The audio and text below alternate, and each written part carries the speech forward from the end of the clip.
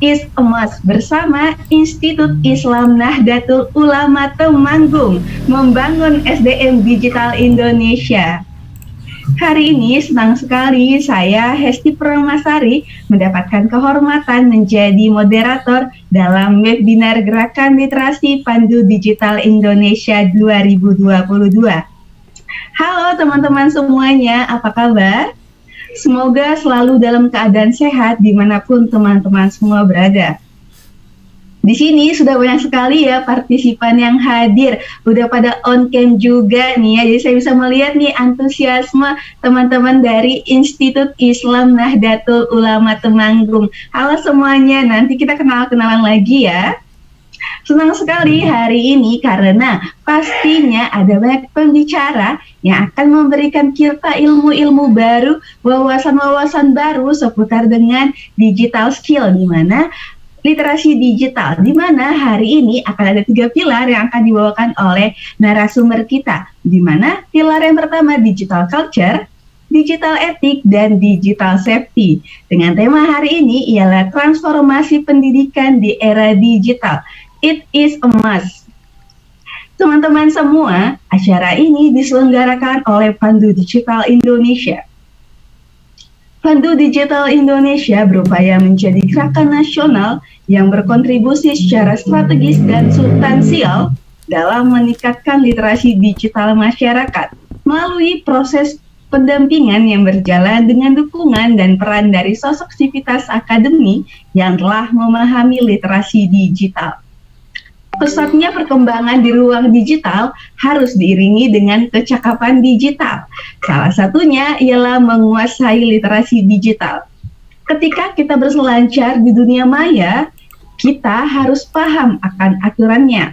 Karena jejak digital yang tertinggal harus bisa dipertanggungjawabkan. Bagaimana cara agar kita bisa menjadi netizen yang keren, serta berwawasan luas dan tetap beretika? Agar kita mengerti lebih dalam lagi, yuk kita simak obrolan seru kita bersama ketiga narasumber kita pada siang hari ini. Dan untuk itu, teman-teman semua, sebelum memulai webinar kita pada hari ini, saya akan membacakan tata tertib terlebih dahulu agar acara kita pada hari ini dapat berjalan dengan lancar dan baik. Yang pertama, pastikan mikrofon dalam keadaan mute atau mati. Kedua, mendengarkan dengan penuh rasa hormat saat pemutaran lagu Indonesia Raya. Ketiga, peserta dipersilahkan mengajukan pertanyaan di kolom chat dan akan dibahas saat sesi tanya jawab. Keempat, wajib mengikuti rangkaian kelas sampai selesai. Kelima, peserta diwajibkan untuk mengisi link absensi dan mengisi post-test untuk mendapatkan sertifikat melalui link yang akan di-share oleh tim panitia di kolom chat saat akhir kelas. Keenam, disarankan untuk menyalakan kameranya selama kelas berlangsung. Dan yang terakhir, tetap patuhi protokol kesehatan dan terapkan 5M dimanapun teman-teman semua berada. Nah, itu tadi teman-teman semua tata tertib selama kelas kita berlangsung. Kiranya kita semua dapat mematuhi tata tertib tersebut agar acara kita pada siang hari ini dapat berjalan dengan lancar dan baik. Dan tentunya saya ingin mengingatkan juga kepada teman-teman semuanya untuk mendaftar di kelas hari ini ya. Untuk teman-teman yang belum terdaftar bisa dicek di kolom chatnya. Sudah dibagikan oleh tim kami link pendaftarannya. Jadi harapannya teman-teman semuanya agar bisa melakukan registrasi terlebih dahulu agar nantinya dapat mengisi link absensi dan mengunduh sertifikatnya. Baik, selanjutnya mari sama-sama kita mendengarkan dengan penuh rasa hormat lagu kebangsaan kita Indonesia Raya.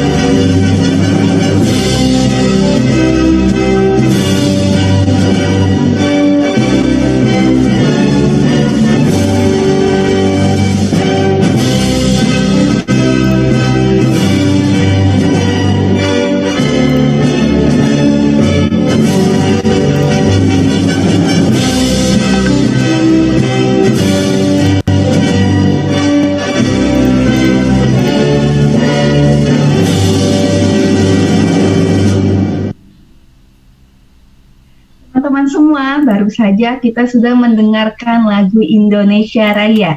Selanjutnya, mari sama-sama kita mendengarkan sambutan keynote speech dari Direktur Jenderal Kementerian Komunikasi dan Informatika, Bapak Samuel Abrijani Pangrapan.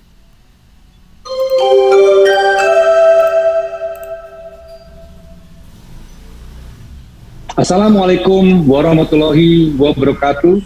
Shalom, Om Swastiastu, Namo Buddhaya, salam kebajikan, salam sejahtera, dan salam sehat bagi kita semua. Transformasi digital menuntut masyarakat untuk dapat beradaptasi dengan segala bentuk perubahan yang ada. Di sisi lain, pemerintah terus melakukan upaya untuk memastikan masyarakat mendapatkan kemudahan dalam proses adaptasi tersebut, serta terus mendorong pemerataan dan percepatan transformasi digital nasional. Salah satu upaya pemerintah melalui Kementerian Komunikasi dan Informatika adalah dengan memberikan edukasi kepada masyarakat terkait literasi digital. Program literasi digital memberikan edukasi dengan menggunakan modul dan kurikulum yang menyasar 4 pilar utama literasi digital, yaitu digital skill, digital safety, digital ethics, dan digital culture. Program literasi digital direncanakan diselenggarakan setidaknya melalui pelatihan setiap tahunnya yang menjangkau hingga kabupaten kota di 34 provinsi di Indonesia. Literasi digital merupakan salah satu kecakapan yang perlu dimiliki oleh setiap masyarakat untuk dapat memanfaatkan kesempatan atau mendapatkan peluang baru yang muncul yang diakibatkan oleh shifting teknologi yang ada saat ini. Kecakapan literasi digital yang baik juga diharapkan dapat menghantar masyarakat Indonesia menjadi masyarakat yang beretika, berbudaya, dan tentram dalam penggunaan dan pemanfaatan berbagai aplikasi layanan yang memanfaatkan internet. Tahun 2021, indeks literasi digital Indonesia adalah 3,49 dari skala 1 sampai 5. Ada peningkatan sedikit dari tahun sebelumnya. Antara lain, perbaikan terjadi pada pilar digital culture dan digital skill. Tetapi ada penurunan juga pada pilar digital ethics dan digital safety. Berdasarkan hal tersebut, maka diperlukan upaya baru yang lebih efektif dalam mendorong peningkatan pemerataan kecakapan literasi digital masyarakat Indonesia. Salah satu upaya yang telah dilakukan untuk mendorong peningkatan dan pemerataan kecakapan literasi digital masyarakat Indonesia adalah dengan bekerja sama dengan perguruan tinggi baik negeri maupun swasta dengan pola KKN, kuliah umum, dan pengabdian masyarakat. Target 250.000 masyarakat terliterasi digital melalui kolaborasi antara Kementerian Komunikasi dan Informatika, perguruan tinggi dapat tercapai sebelum tahun 2022 berakhir. Pada kesempatan ini, tak lupa kami mengucapkan terima kasih atas kerjasama dan dukungan dari pejabat di lingkungan perguruan tinggi, baik negeri maupun swasta. Terima kasih juga kami ucapkan kepada berbagai pihak, sehingga literasi digital sektor pendidikan dapat terlaksana sebagai salah satu bentuk tanggung jawab kita bersama dalam meningkatkan kualitas masyarakat agar semakin cakap digital. Demikian yang dapat saya sampaikan. Semoga Tuhan Yang Maha Esa senantiasa menyertai langkah kita bersama dalam memajukan Indonesia. Indonesia terkoneksi, semakin digital, semakin maju. Wassalamualaikum warahmatullahi wabarakatuh. Om Santi Santi Santi Om. Waalaikumsalam warahmatullahi wabarakatuh. Terima kasih banyak Pak Samuel Abrijani Pangrapan atas sambutannya, juga sekaligus membuka acara webinar kita pada siang hari ini.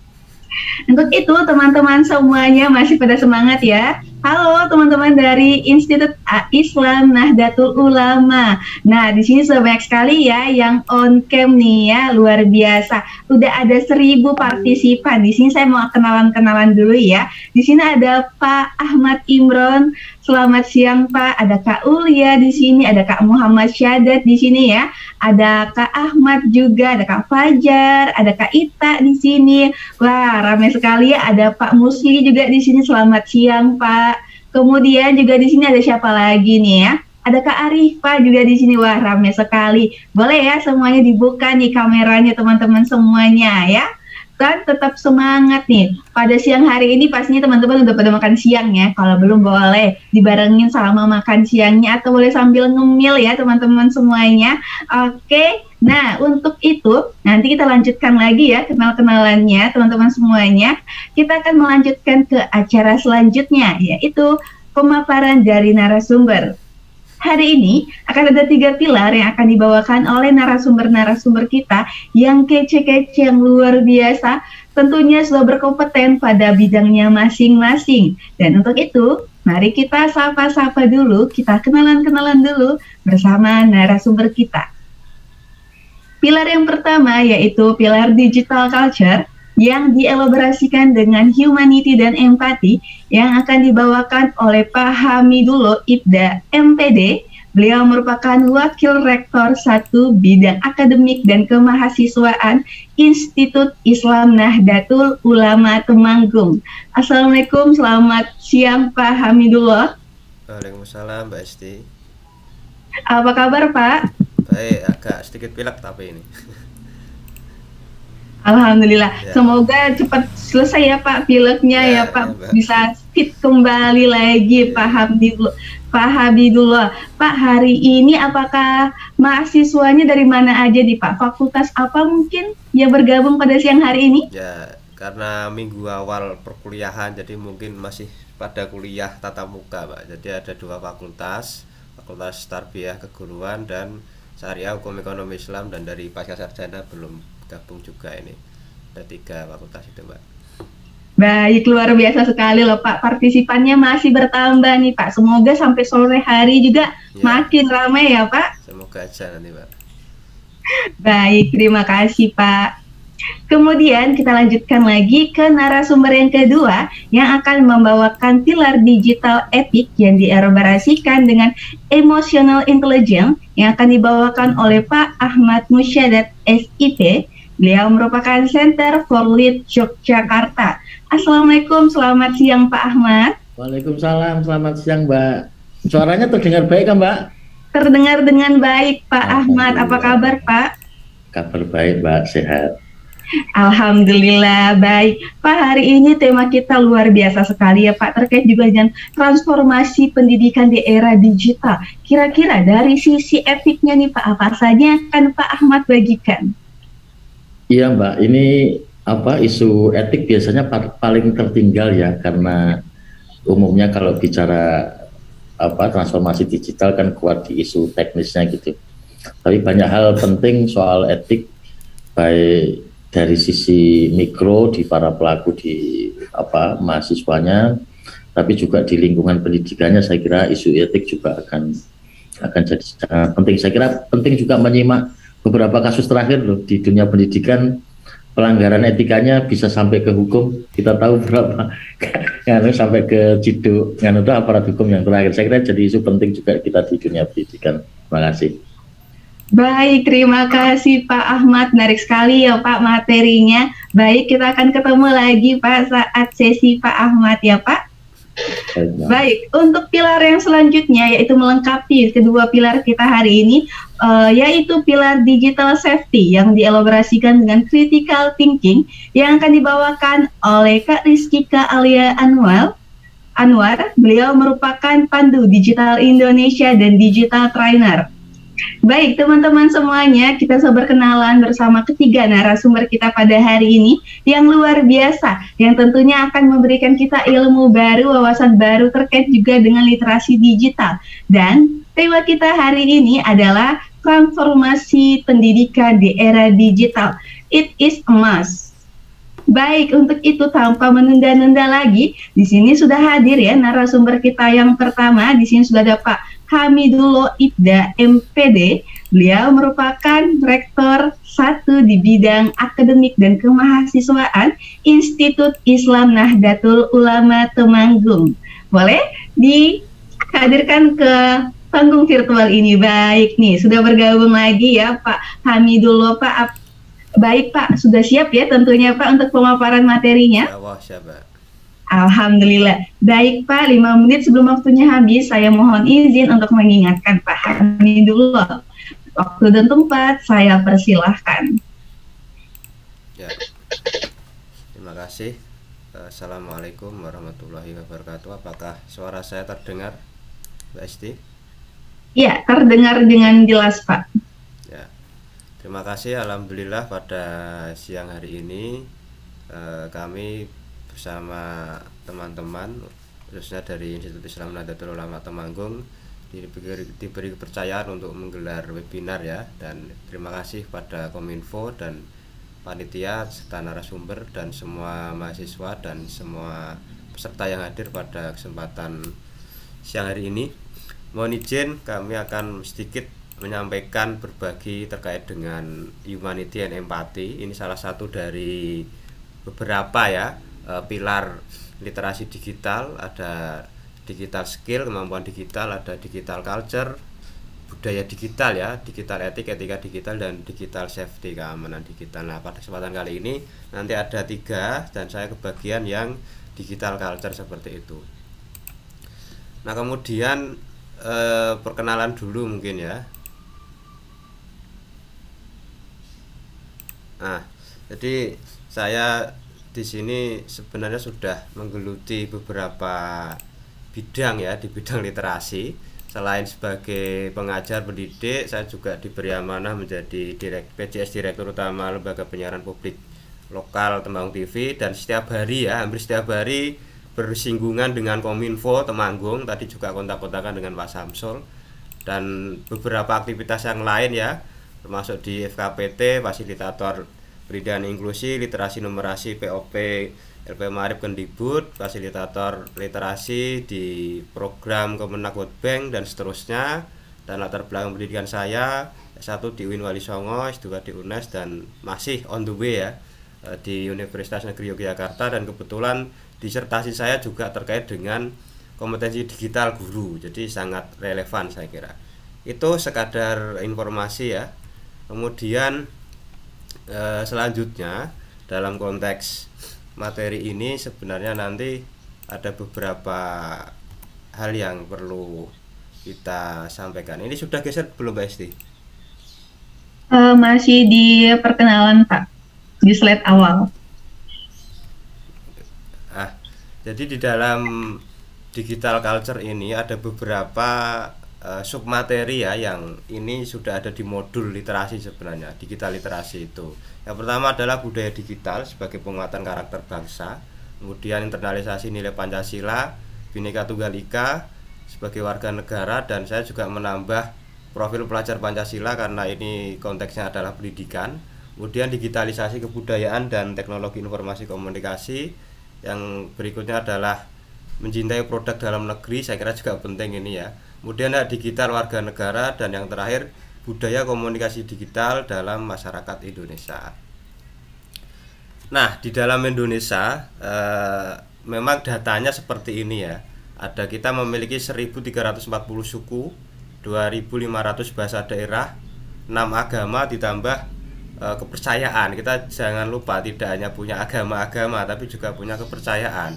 Dan ini kalau menurut almarhum Ketua Dewan Pers Prof. Azumati Azra kemarin menyampaikan kenapa Indonesia itu tetap bineka dan menjaga keberagaman itu ya, karena disebut masyarakat Indonesia dibandingkan dengan Eropa, Amerika, Timur Tengah itu paling luwes bahasanya ya, dan kita disatukan tanpa harus mempertentangkan antara agama dengan nasionalisme atau kebangsaan itu sendiri. Sehingga dengan ribuan suku Indonesia sampai hari ini alhamdulillah kita tetap merdeka dan tidak terpecah belah, meskipun banyak mencoba mengganggu melalui beberapa hal ya, terorisme, kemudian hoax, fake, dan seterusnya.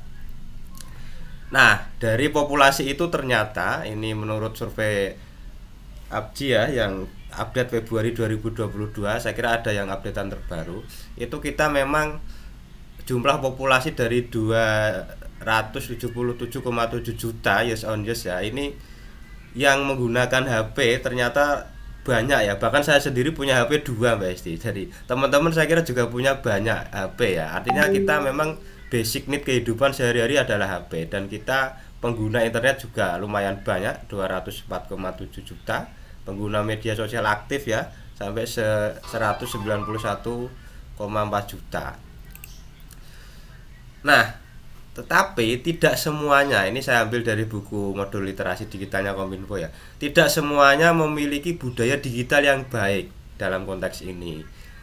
Dari beberapa sumber ini ya, Jepelidi, Tular Nalar, Badan Siber dan Sandi Negara termasuk Kominfo mengembangkan, saya lebih sepakat yang Kominfo ini ya, simple gitu ya kira-kira. Ada 4 kompetensi yang memang harus dimiliki. Selain kita pinter coding misalnya, pinter mengotak-atik sebuah media sosial, kita harus punya namanya digital culture yang baik, yang itu nanti erat kaitannya dengan kemanusiaan dan empati. Karena memang kalau di era revolusi industri 4.0, selain literasi lama yang membaca, menulis, dan berhitung, kita juga harus memiliki literasi baru, new literasi, yaitu literasi data, literasi teknologi, dan literasi manusia atau humanisme itu sendiri. Jadi saya kira dalam bermedia digital, menggunakan internet dan seterusnya, kita harus memiliki aspek humanisme ternyata, karena kita masih manusia lah gitu kira-kira. Nah, di dalam konteks ini saudara-saudara dan sahabat-sahabat semua, ternyata di dalam beberapa artikel saya membaca itu ada human skill ya, atau kemampuan kita, kemampuan manusia lah di dalam bermedia digital atau menggunakan peranti digital dalam konteks ini dalam berbudaya digital. Yang pertama adalah empati. Empati ini penting karena kalau bedanya dengan simpati, kalau simpati kan kalau ada teman kita media sosialnya kena hack, nah itu hanya simpati, oh gitu ya. Tapi kalau empati itu kita merasa seolah-olah melakukan terkena penderitaan itu, HP kita kena hack misalnya, atau WA kita diretas orang dan kita menyebarkan film-film porno ataupun gambar-gambar tidak senonoh dan seterusnya. Jadi itu empati ini harus dibangun dalam konteks budaya digital ya. Kemudian yang kedua adalah komunikasi, dan ini poin penting di dalam relasi kemanusiaan, karena kalau kita tidak pernah komunikasi ya kita berarti bukan manusia kira-kira. Jadi komunikasi pun ini juga harus istilahnya menggunakan prinsip-prinsip yang baik lah saya kira ya, tidak menyebar hoax dan seterusnya. Kemudian yang selanjutnya adalah kemampuan beradaptasi. Ini saya kira penting. Saya mungkin masih generasi yang agak muda ya, tapi mungkin bapak saya almarhum, orang-orang tua saya yang masih hidup belum almarhum, atau guru-guru kita, dosen-dosen kita, rata-rata kemampuan beradaptasinya ini juga sangat kaget, atau dengan peranti digital ini kadang hanya sebagai pengguna ya, bukan sebagai penentu ataupun memproduksi sesuatu yang baik ya.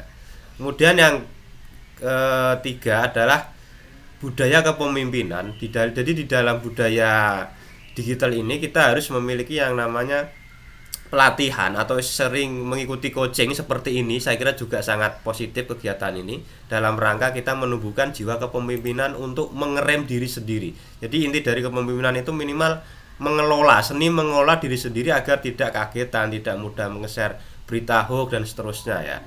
Yang terakhir adalah kalau ini sudah terbangun semua adalah kita membangun kepercayaan. Jadi kepercayaan digital, kalau tadi nanti ada materi digital safety misalnya, saya kira itu juga akan karena kita nggak kenal orang, sebut saja Prof. Azumardi Azra ya, beberapa hari lalu meninggal, kita akan melihat rekam jejak digitalnya. Oh ternyata citasi di Google Scholar-nya ribuan, oh bukunya banyak, oh ternyata beliau mantan rektor, pemikir intelektual. Saya kira itu juga akan terbangun ketika memang kita memiliki rekam jejak yang baik. Jadi itu kira-kira human skill dalam literasi budaya ya, atau budaya literasi kita ya.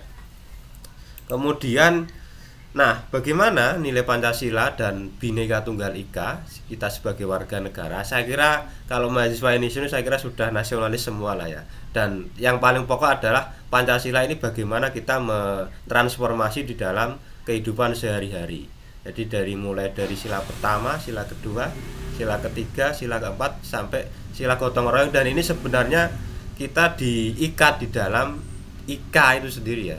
Tunggal Ika. Jadi kita bineka tapi tunggal ika. Tadi sudah saya sampaikan di awal.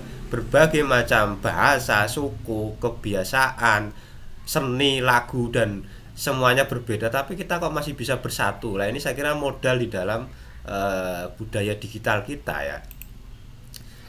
Nah, di dalam konteks pendidikan tentunya ini sudah dirumuskan oleh Kemdikbud ya, dan sudah kita terapkan sejak 2020, ada yang namanya profil pelajar Pancasila.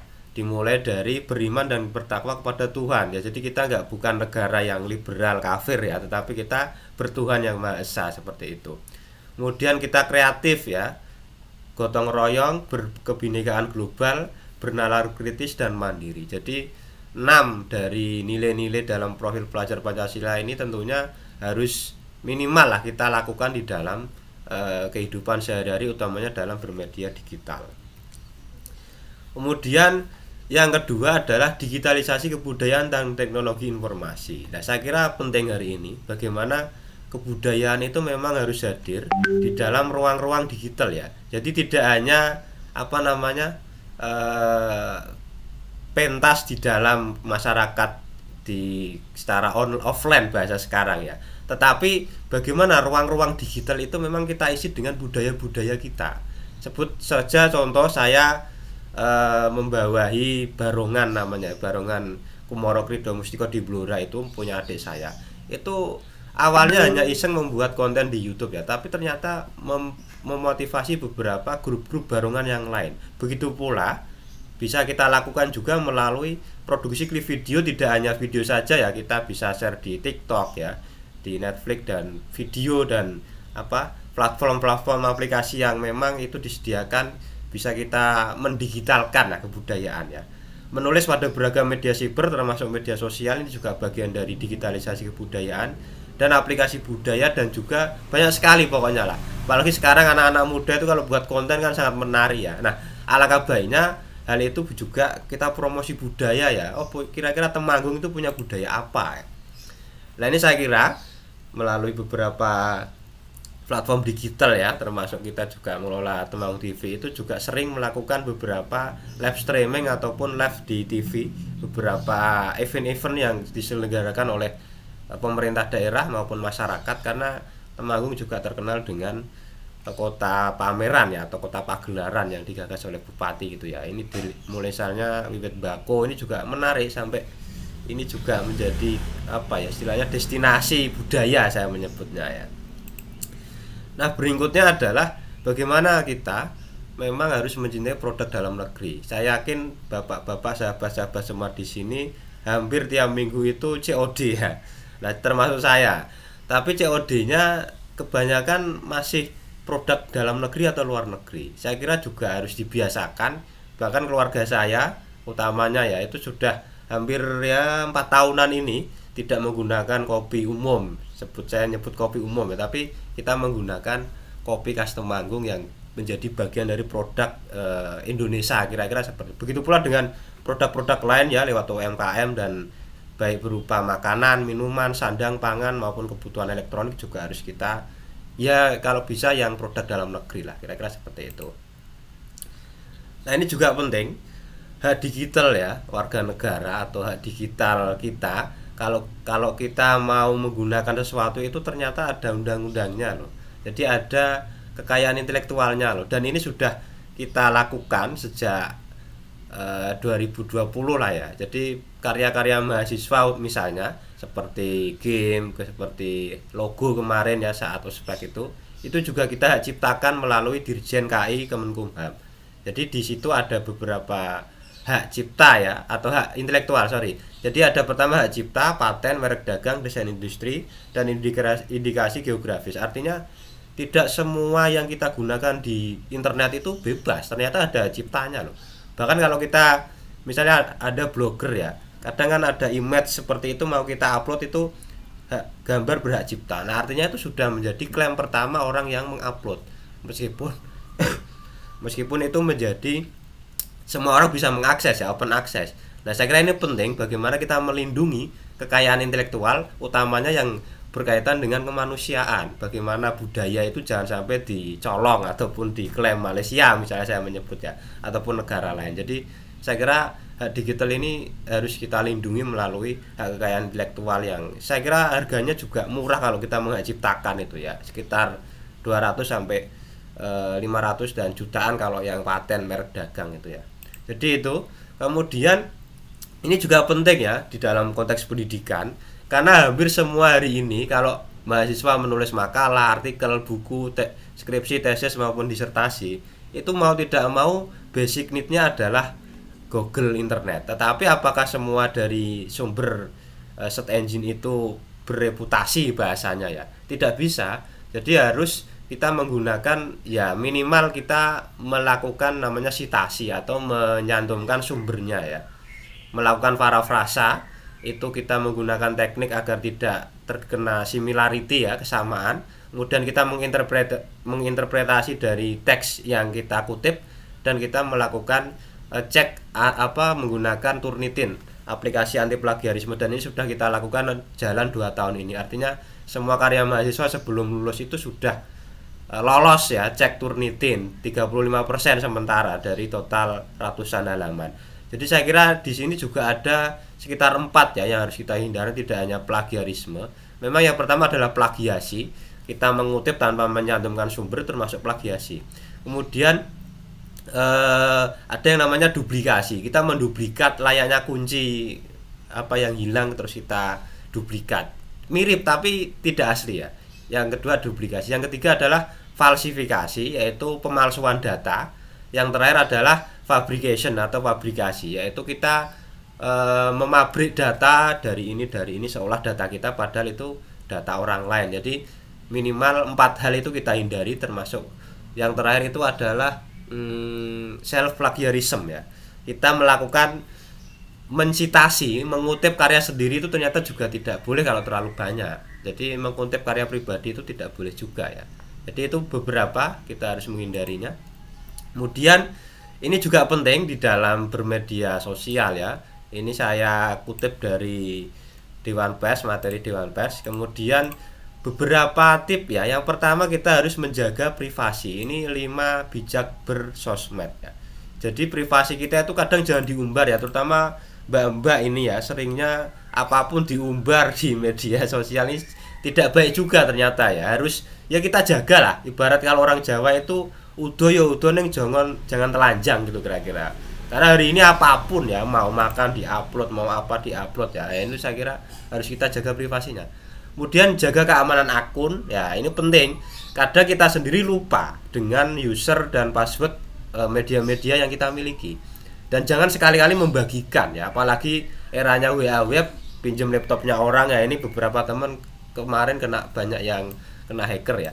Hindari hoax ya, tidak hanya hoax ya, fake news dan lain sebagainya, cyberbullying. Kemudian sebarkan hal positif ya, saya kira menyebarkan informasi dari Pandu Digital ini juga sangat positif ya, tidak hanya makanan gedang goreng misalnya, ataupun kegiatan-kegiatan di kopi, di ngafe, itu tidak hanya seperti itu ya. Dan gunakan seperlunya ya. Hari ini tidak mau kita harus menggunakan media sosial ya, meskipun ada orang yang anti ya, tapi saya pribadi ya basic need-nya itu media sosial, tapi memang hanya untuk kebaikan lah, paling enggak untuk mengeser kegiatan-kegiatan positif atau kegiatan akademik yang lainnya. Jadi ini 5 bijak bersosmed. Kemudian selanjutnya, nah ini juga penting, bagaimana kita apapun yang kita lakukan di dunia digital ini juga jangan sampai kita kena UU ITE ya, karena ini sebenarnya pasal berlapis kalau menurut beberapa kawan-kawan dosen hukum di LBH itu. Jadi netizen hari ini wajib hati-hati, terutama kita sendiri lah ya. Bagaimana yang pertama, kita jangan ini ya mendistribusikan atau mentransmisikan, membuat diaksesnya informasi elektronik dan atau dokumen elektronik yang melanggar muatan kesusilaan. Kata kuncinya itu, jangan sampai ini terjadi ya. Kemudian muatan perjudian ya, ini juga ya jangan sampai lah. Sekarang banyak sekali yang anak-anak gamer itu juga menggunakan sistem itu ya, saya kira harus dihindari juga ya. Muatan pemerasan atau pengancaman ini juga akan kena UU ITE. Kemudian mengakibatkan kerugian konsumen dan transaksi elektronik ya, ini berita bohong yang menyesatkan ya, utamanya itu ya. Yang ini juga rentan sekali, apalagi ini kita mau menjelang pilkada serentak, pilpres, pileg 2024 ya. SARA. Nah, SARA itu tidak apa ya, tidak susah kita ucapkan sara, tapi untuk menjaganya ini susah ya. Sentimen agama, suku, agama, ras dan antar golongan kita sedikit disebut rasis dan nanti kena pasal ya. Jadi kita harus sangat hati-hati. Kemudian yang terakhir adalah dokumen yang itu di dalamnya kekerasan menakut-nakuti yang ditujukan secara pribadi. Jadi ini berkaitan dengan misalnya radikalisme terorisme yang hari ini juga marak di dunia digital, dan saya sedang meneliti ini ya, cyber terorisme ya. Memang ada semacam orang yang dijagakan di situ dalam rangka mempropagandakan, menakut-nakuti orang, cyber terorisme. Ini saya kira juga harus kita hindari ya di dalam akselerasi ataupun di dalam aktivitas berselancar kita di media digital. Kemudian berikutnya adalah yang terakhir, sebenarnya apa yang kita lakukan hari ini menjadi bagian dari mencerdaskan kehidupan bangsa, utamanya di dalam konteks budaya digital. Jadi nanti juga ada tips-tips atau materi yang itu arahnya kepada bagaimana sih cara kita memiliki kemampuan digital atau digital skill yang itu juga benar dan baik, karena tidak semua pengetahuan itu bisa dilakukan ataupun kita serap dan kita kita implementasikan di dalam kehidupan sehari-hari yang tidak sesuai dengan kaidah-kaidah dan spirit nilai kebangsaan. Jadi saya kira itu Mbak Esti, paparan sedikit dari saya. Mungkin nanti ada diskusi, kita sharing bersama terkait dengan budaya digital ataupun digital culture yang itu erat kaitannya dengan humanisme dan empati. Terima kasih, demikian dari saya, kurang lebihnya mohon maaf. Saya akhiri, wassalamualaikum warahmatullahi wabarakatuh. Waalaikumsalam warahmatullahi wabarakatuh. Terima kasih Pak Hamidullah atas materinya siang hari ini sebagai pembuka yang luar biasa ya Pak.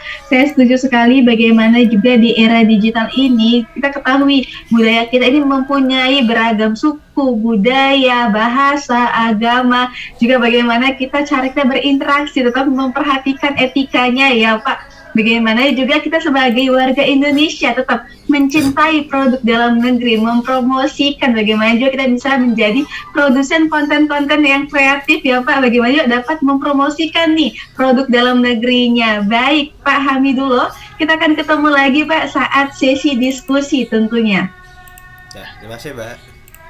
Sama-sama Pak. Baik teman-teman semuanya, seru banget ya materi kita pada siang hari ini sudah dibuka oleh dengan Pak Hamidullah terkait juga dengan digital culture-nya. Dan untuk itu saya ingin mengingatkan kepada teman-teman semuanya, di kolom chat sudah dibagikan oleh tim admin untuk link pendaftaran pada siang hari ini. Harapannya teman-teman yang belum melakukan pendaftaran pada webinar literasi pandu digital Indonesia hari ini, harap segera melakukan pendaftarannya terlebih dahulu ya. Dan yang ingin bertanya bisa langsung dituliskan pertanyaannya di kolom chat.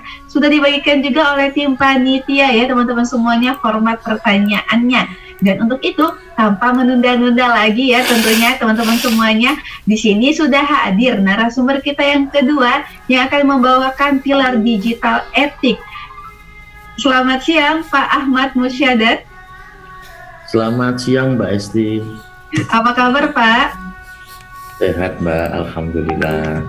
Baik Pak, saya rasa teman-teman sudah menunggu nih ya terkait juga pilar digital etik Pak. Baik, untuk Pak Ahmad Musyadat selaku Center for Lead Yogyakarta, waktu dan tempat saya persilahkan Pak.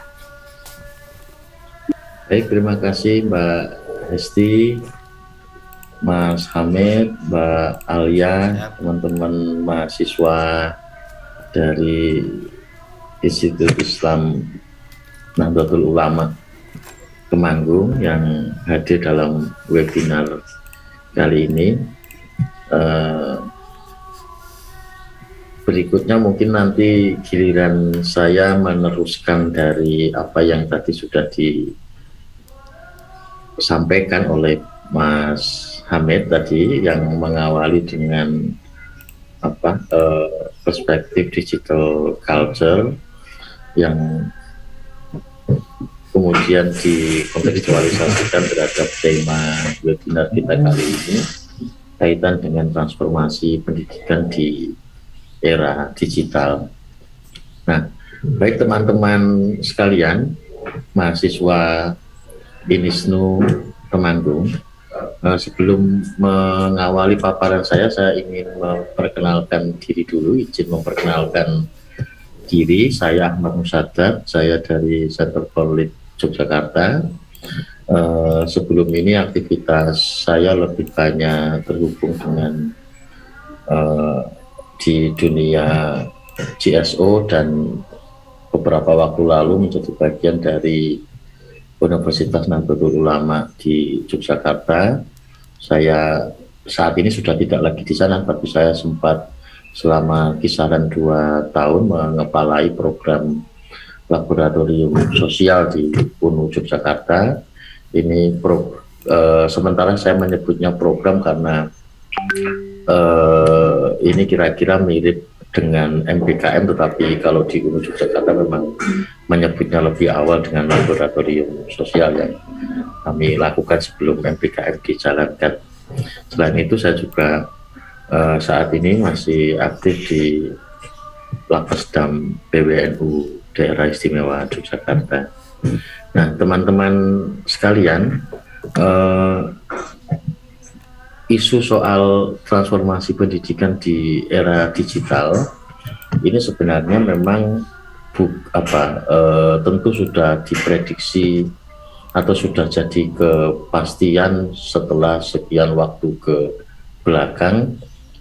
Perubahan besar di isu teknologi informasi memang sangat besar. Nah, banyak area tentu dimasuki gitu ya, perubahan-perubahan mendasarnya, yang salah satunya tentu di dunia pendidikan.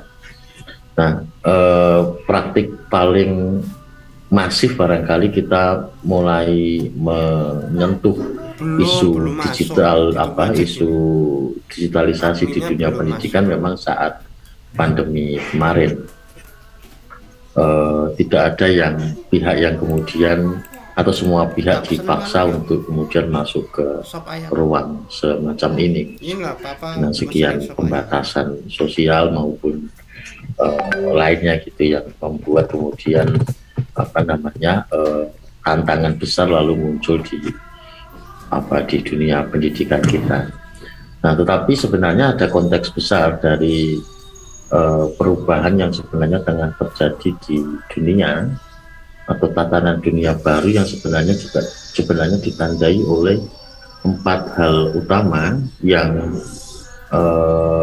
ini akan menjadi konteks tantangan di semua lini kehidupan kita, bukan hanya di pendidikan tetapi juga di sektor ekonomi, kebudayaan, politik, dan seterusnya. Nah, situasi yang sering kali digambarkan dengan ketidakpastian gitu. Perubahannya bisa begitu cepat. Yang paling mudah kita sadari perubahan bisa begitu cepat itu, misalnya kalau kita punya gadget itu, kita punya smartphone gitu, itu kalau umurnya sudah 6 bulan itu sudah dianggap tua gitu. Sesuatu yang nggak pernah dibayangkan sebelumnya, gimana bisa umurnya baru 6 bulan lalu gitu, umurnya sudah dianggap tua karena lalu muncul produk-produk baru. Harganya itu tiba-tiba juga turun jauh gitu, padahal baru dibeli 6 bulan lalu misalnya. Itu misalnya contoh salah satu contoh kalau kita lihat di sisi produk. Tetapi secara lebih makro, situasinya memang kemudian ada gejolak yang terus-menerus terjadi gitu, sehingga kemudian fleksibilitas untuk mensikapi setiap situasi itu kemudian menjadi penting. Kalau kita terbiasa dengan dunia pasar, mungkin itu cara yang terbaik untuk bisa menggambarkan bagaimana dinamika dunia sekarang ini sebenarnya juga berlangsung. Perubahan harga yang misalnya gitu, kalau di pasar kaitan dengan komoditas-komoditas tertentu, misalnya perubahan harga itu bisa terjadi bisa sangat sering gitu. Kalau kita terbiasa masuk misalnya di ekonomi di pasar saham misalnya, situasi itu juga bisa akan kita temukan lebih dekat, bahwa kemudian dunia yang begitu kompleks itu lalu saling mempengaruhi satu sama lain. Nah, persoalannya memang seringkali lalu kita dihadapkan pada situasi yang sepertinya ambigu gitu. Kalau mungkin teman-teman yang terbiasa juga dalam tradisi pesantren misalnya, masuk ke dunia baru belantara dunia informasi yang yang didorong atau dengan pilar teknologi informasi yang kita pakai sekarang hari ini, sering memang lalu terjadi kegamangan bagaimana cara kita masuk dan bisa mendapatkan manfaat yang sebaik-baiknya di sana. Tetapi di sisi lain tantangannya juga lalu banyak hal yang sebenarnya juga barangkali justru mengganggu gitu tatanan nilai, tatanan norma yang kita percayai sebelumnya gitu. Nah, perubahannya memang sangat mendasar, tidak lagi parsial, tetapi memang yang lalu dituntut memang kemampuan kita beradaptasi, karena perubahan proses transformasi ini berlangsung pada semua lini, yang kemudian juga mengubah model bisnis dari proses bisnis yang sebelum ini sudah kita tekuni. Oleh karena itu kita tidak pernah dulu membayangkan bisnis sebesar taksi Bluebird misalnya itu tiba-tiba runtuh hanya karena platform Gojek misalnya, atau kemudian toko-toko swalayan besar, supermarket yang tiba-tiba hari ini sepi gitu karena pasarnya sudah tergerus oleh berbagai platform e-commerce misalnya. Nah, perubahannya bisa sangat sedrastis itu, sehingga hal yang sama sebenarnya juga tengah berlangsung di dunia pendidikan kita. Kemana sebenarnya dunia pendidikan kita ke depan saat kemudian dihadapkan pada tantangan disrupsi, dan disrupsi ini paling jamak memang disebabkan oleh perubahan teknologi informasi ke arah digital. Nah, ini misalnya praktik yang sudah teman-teman juga jalani selama masa pandemi kemarin misalnya. Pembelajaran secara online umumnya misalnya di awal-awal ya kita cuma pakai platform Zoom, Google Meet misalnya gitu. Tetapi seiring waktu kemudian kita bisa temukan model pembelajaran dengan pada era digital sebenarnya jauh lebih kompleks dari itu. Hari ini misalnya kita ketemu dengan berbagai layanan pendidikan, termasuk dari perguruan tinggi di luar negeri yang membuka layanan pendidikan sampai ke sini secara daring misalnya. Tentu ini jadi persoalan atau jadi tantangan juga bagi lembaga-lembaga pendidikan kita yang ada di dalam misalnya. Nah, praktiknya kemudian memang makin meluas ya, kita lalu menggunakan berbagai produk digital yang untuk melengkapi apa yang kita jalani di dunia pendidikan gitu. Dulu kita sulit sekali mengakses misalnya kuliah-kuliah dari tokoh-tokoh terkemuka misalnya di luar negeri. Saat ini kita bisa sangat mudah kita berhubungan dengan para mahasiswa asing di kampus-kampus yang lain. Tadinya hampir tidak terbayangkan, sekarang bisa lakukan dengan mudah. Perpustakaan barangkali sebentar lagi tutup karena kita cukup dengan e-library gitu. Jadi perubahannya bisa sangat fundamental gitu. Termasuk media-media yang kita gunakan sebagai media pembelajarannya. apakah baik dari si sumber atau misalnya juga untuk evaluasi pembelajaran dan seterusnya. Platform yang sudah menyediakan itu tentu juga sangat banyak, yang sebagian saya rasa juga teman-teman sudah familiar dengan itu. Nah, cuma lalu bagi kita di kampus itu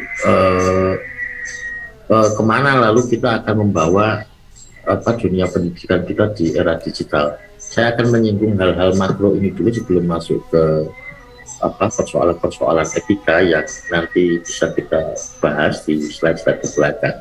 Tapi ini bagian dari cara pengalaman yang coba waktu itu dikembangkan sebenarnya di UNU itu untuk mendesain model pembelajaran dengan memfokuskan kepada pencapaian indikator kinerja pada level outcome itu untuk jadi patokan yang bisa menggerakkan perubahan pada seluruh lini proses pembelajaran. Jadi misalnya kita mesti fokus terhadap kualitas lulusan, profil lulusan kita akan dicetak seperti apa. Nah, dari sana kemudian model pembelajarannya akan ditata.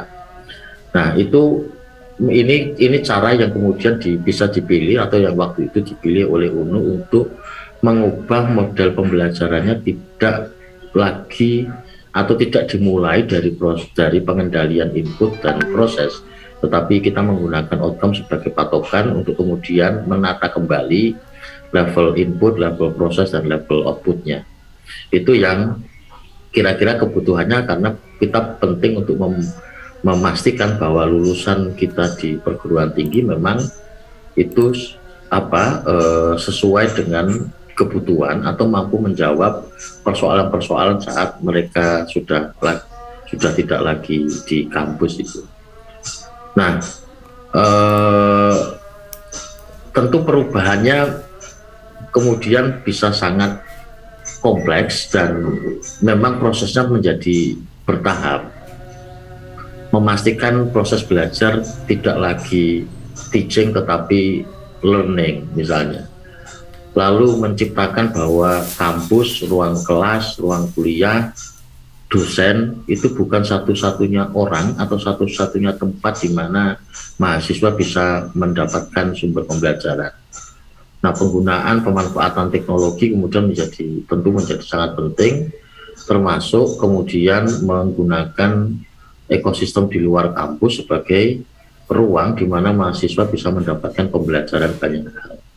Yang itu kemudian kami ikat dengan 4 dimensi ekosistem pembelajaran ini.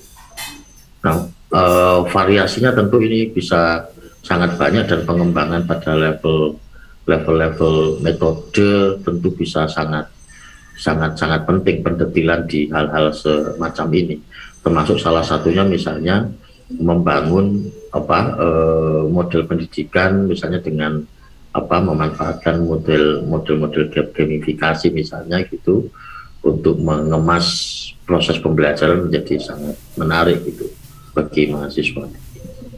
Nah, ini praktik yang kami lakukan waktu itu melalui laboratorium sosial di UNU.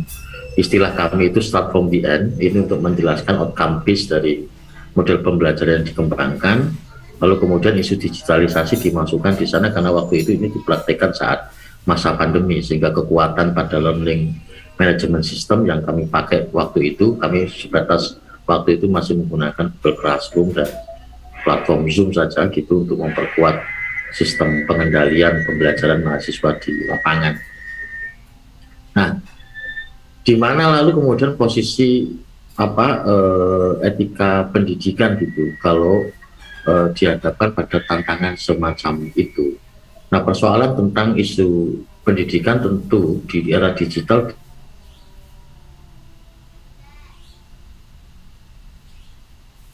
atau transformasi pada metode pembelajarannya gitu, tetapi juga terkait hal yang pokok sebenarnya soal etiknya. Nah, soal etik akan menjadi penting gitu untuk kita bisa menemukan citra diri macam apa yang akan kita bangun sebagai mahasiswa atau sebagai institusi pendidikan saat masuk di ruang-ruang digital. Ini ada beberapa contoh misalnya pelanggaran etika misalnya dalam praktik e-learning gitu, yang sebenarnya kalau kita lihat dari contoh 1 sampai 7 ini sebenarnya juga bisa terjadi tanpa ada di ruang digital. Mengcopy sebagian seluruh isi dari buku karya internet tanpa nyebut sumber, mencontek, kerjasama saat tugas ini, semua bisa dilakukan bahkan tanpa ada era digital. Ini sebenarnya saya ingin menyajikan contoh bahwa dalam banyak hal persoalan etika mau ada di ruang digital ataupun di ruang digital, ada atau tidak kita di dalamnya, sebenarnya tidak ada sesuatu yang bergeser secara fundamental. Etikanya tetap sama gitu. Etikanya tetap sama, hanya kemudian secara teknis ya yang kemudian menjadi lebih kompleks. Termasuk tadi karena sekarang dengan internet kita bisa mencari begitu banyak sumber-sumber gitu yang bisa membantu kita untuk misalnya mengerjakan tugas atau mencari sumber-sumber bahan baru dan seterusnya. Nah, tidak ada yang berubah, sehingga yang paling pokok sebenarnya saat kita memasuki era digital, termasuk di dunia pendidikan, adalah memastikan bahwa 4 hal ini kemudian masih bisa atau tetap kita pegang teguh gitu. Soal kesadaran bahwa kita terlibat di dalamnya itu secara sadar dan punya tujuan tertentu untuk mendapatkan kemanfaatan, kita punya kejujuran, integritas, tanggung jawab, dan kita memang memanfaatkan untuk kepentingan kebajikan atau mencari atau menyebarkan manfaat tertentu. Atau kalau mau disederhanakan ya sebenarnya ini hanya soal konsistensi antara hati, pikiran, tindakan gitu. Nah itu saya kira yang kemudian menjadi penting. Meski seringkali levelnya dianggap ini level mikro ya, level individual, tapi sebenarnya persoalannya bisa lebih lebar dari itu, bisa terkait dengan institusinya gitu. Nah, kenapa penting sampai ke level institusi? Sampai ke level institusi itu saya ingin memberikan contoh, saya kira praktik-praktik bahwa apa yang tadi disampaikan di awal soal plagiasi misalnya, itu sebenarnya juga bukan problem mahasiswa pemula. Kita tahu banyak, atau bukan banyak, tapi sekian kasus mereka yang mendapatkan gelar doktor yang kemudian dicabut gitu, karena seiring waktu kemudian ditemukan plagiasi di dalamnya. Artinya ini bisa menjadi problem kita semua gitu, tidak hanya untuk mahasiswa tetapi juga mereka yang menjadi bagian di sana. Atau kalau level pelanggaran etikanya bisa lebih serius, ya bisa terhubung dengan persoalan hukum. Etika di dunia pendidikan tentu bukan semata soal etika, soal pembelajarannya ya, bukan semata soal pembelajaran, tapi juga misalnya soal institusinya gitu. Nah, soal institusinya ini misalnya saya kira kasus-kasus paling akhir yang kita dengar di media massa misalnya kasus hukum misalnya yang menimpa salah satu rektor di universitas tertentu gitu, yang kemudian katakanlah memperdagangkan kursi untuk masuk ke kuliah. Ini bukan hanya pelanggaran etika, tetapi ini juga soal pelanggaran hukum. Jadi pelanggaran etika sebenarnya pada titik tertentu sebenarnya berpotensi juga untuk bisa masuk sebagai pelanggaran hukum, dan ini yang perlu kita hati-hati sebenarnya di ruang itu.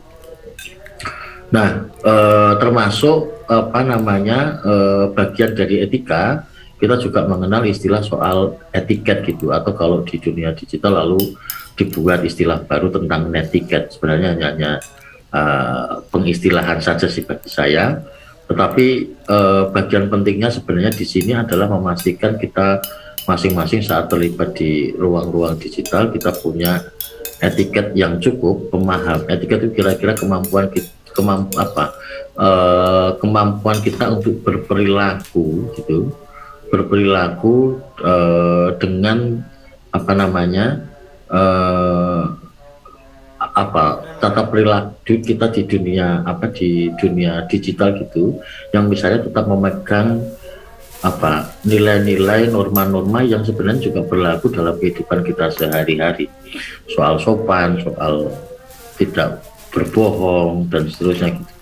Itu saya kira bagiannya akan sama, karena kekeliruan atau ketidakhati-hatian di bagian etiket juga bisa berpotensi kepada pelanggaran hukum gitu. Nah,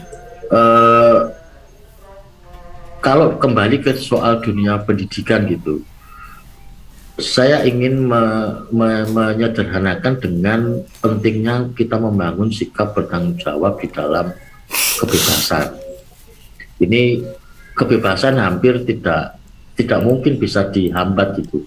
Ruangnya akan makin terbuka. Kita akan masuk ke sana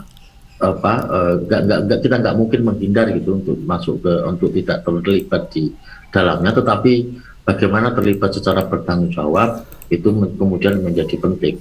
Nah, selain kemudian menguasai soal keterampilan teknis ya, baik untuk penggunaan IT, kemudian keterampilan komunikasi, ada hal yang penting di dalam dunia pendidikan menurut saya di era digital ini, itu yang saya tuliskan di pertama yang kedua, soal menjadi pembelajar, etos pembelajar dan pembelajaran secara mandiri.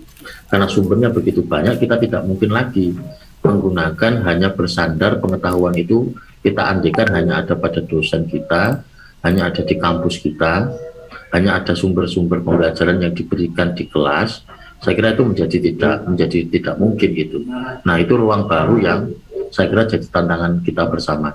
Nah, ini soal tadi kehati-hatian terhadap isu soal etiket tadi itu menjadi penting supaya kemudian kita tidak terjebak ke kasus-kasus yang memungkinkan menjadi pelanggaran hukum. Sungguh pun sebelum ini misalnya memang kalau kaitan dengan umumnya pelanggaran di dunia pendidikan itu memang belum terlalu banyak ya kalau dilihat dari kasus pidana yang muncul. Umumnya memang masih tetap didominasi oleh kasus-kasus pencemaran nama baik. Pembajakan itu, kalaupun itu misalnya kita bisa hubungkan langsung di dunia pendidikan, kasusnya masih sangat kecil. Tetapi bukan tidak mungkin sebenarnya hal-hal semacam ini akan bisa kemudian meledak juga di masa depan kalau kemudian kehati-hatian kita tidak dijaga. Ini mungkin lebih karena ruang-ruang di digital di ruang-ruang digital lebih banyak diisi di dunia media sosial, sehingga saya kira banyak kasus yang muncul sebagai kasus pidana juga diawali dari ruang-ruang itu. Nah, penting karena kemudian apa yang kita lakukan di dunia digital itu akan terekam jejaknya, dan kalau ini terjadi itu maka Anda perlu hati-hati. Kenapa? Katakanlah misalkan kalau plagiasi itu kemudian misalnya kita lakukan lalu naskah kita juga upload di internet, kemudian di satu waktu terbukti. Saya kira beberapa kasus sudah menunjukkan bahkan gelar juga bisa dicopot. Kalau misalnya kasusnya di luar soal pendidik, kalau di luar itu ya kalau teman-teman menggunakan media sosial juga penting untuk memeriksa kembali sejauh ini apa yang sudah Anda upload di sana, Anda bikin atau Anda share di sana, karena banyak perusahaan sekarang juga mengecek media sosial kita untuk bisa memprofiling kita. Kira-kira ini cocok nggak sih kalau dia ngelamar kerja di tempat saya, dia cocok nggak dengan ekosistem saya gitu. Kalau kita hobinya gosip atau hobinya ngeluh gitu, tiba-tiba hanya dengan cara melihat medsos kita sudah terprofilkan dengan mudah gitu. Jadi penting kemudian untuk menciptakan citra diri kita secara positif di ruang-ruang digital. Demikian Mbak Esti yang saya sampaikan. Jadi sejauh teknologi itu memang penting bagi kita, yang jauh lebih penting dari itu adalah apa yang kita gunakan terhadap atau yang kita manfaatkan terhadap teknologi itu. Demikian, terima kasih, selamat siang, assalamualaikum warahmatullahi wabarakatuh.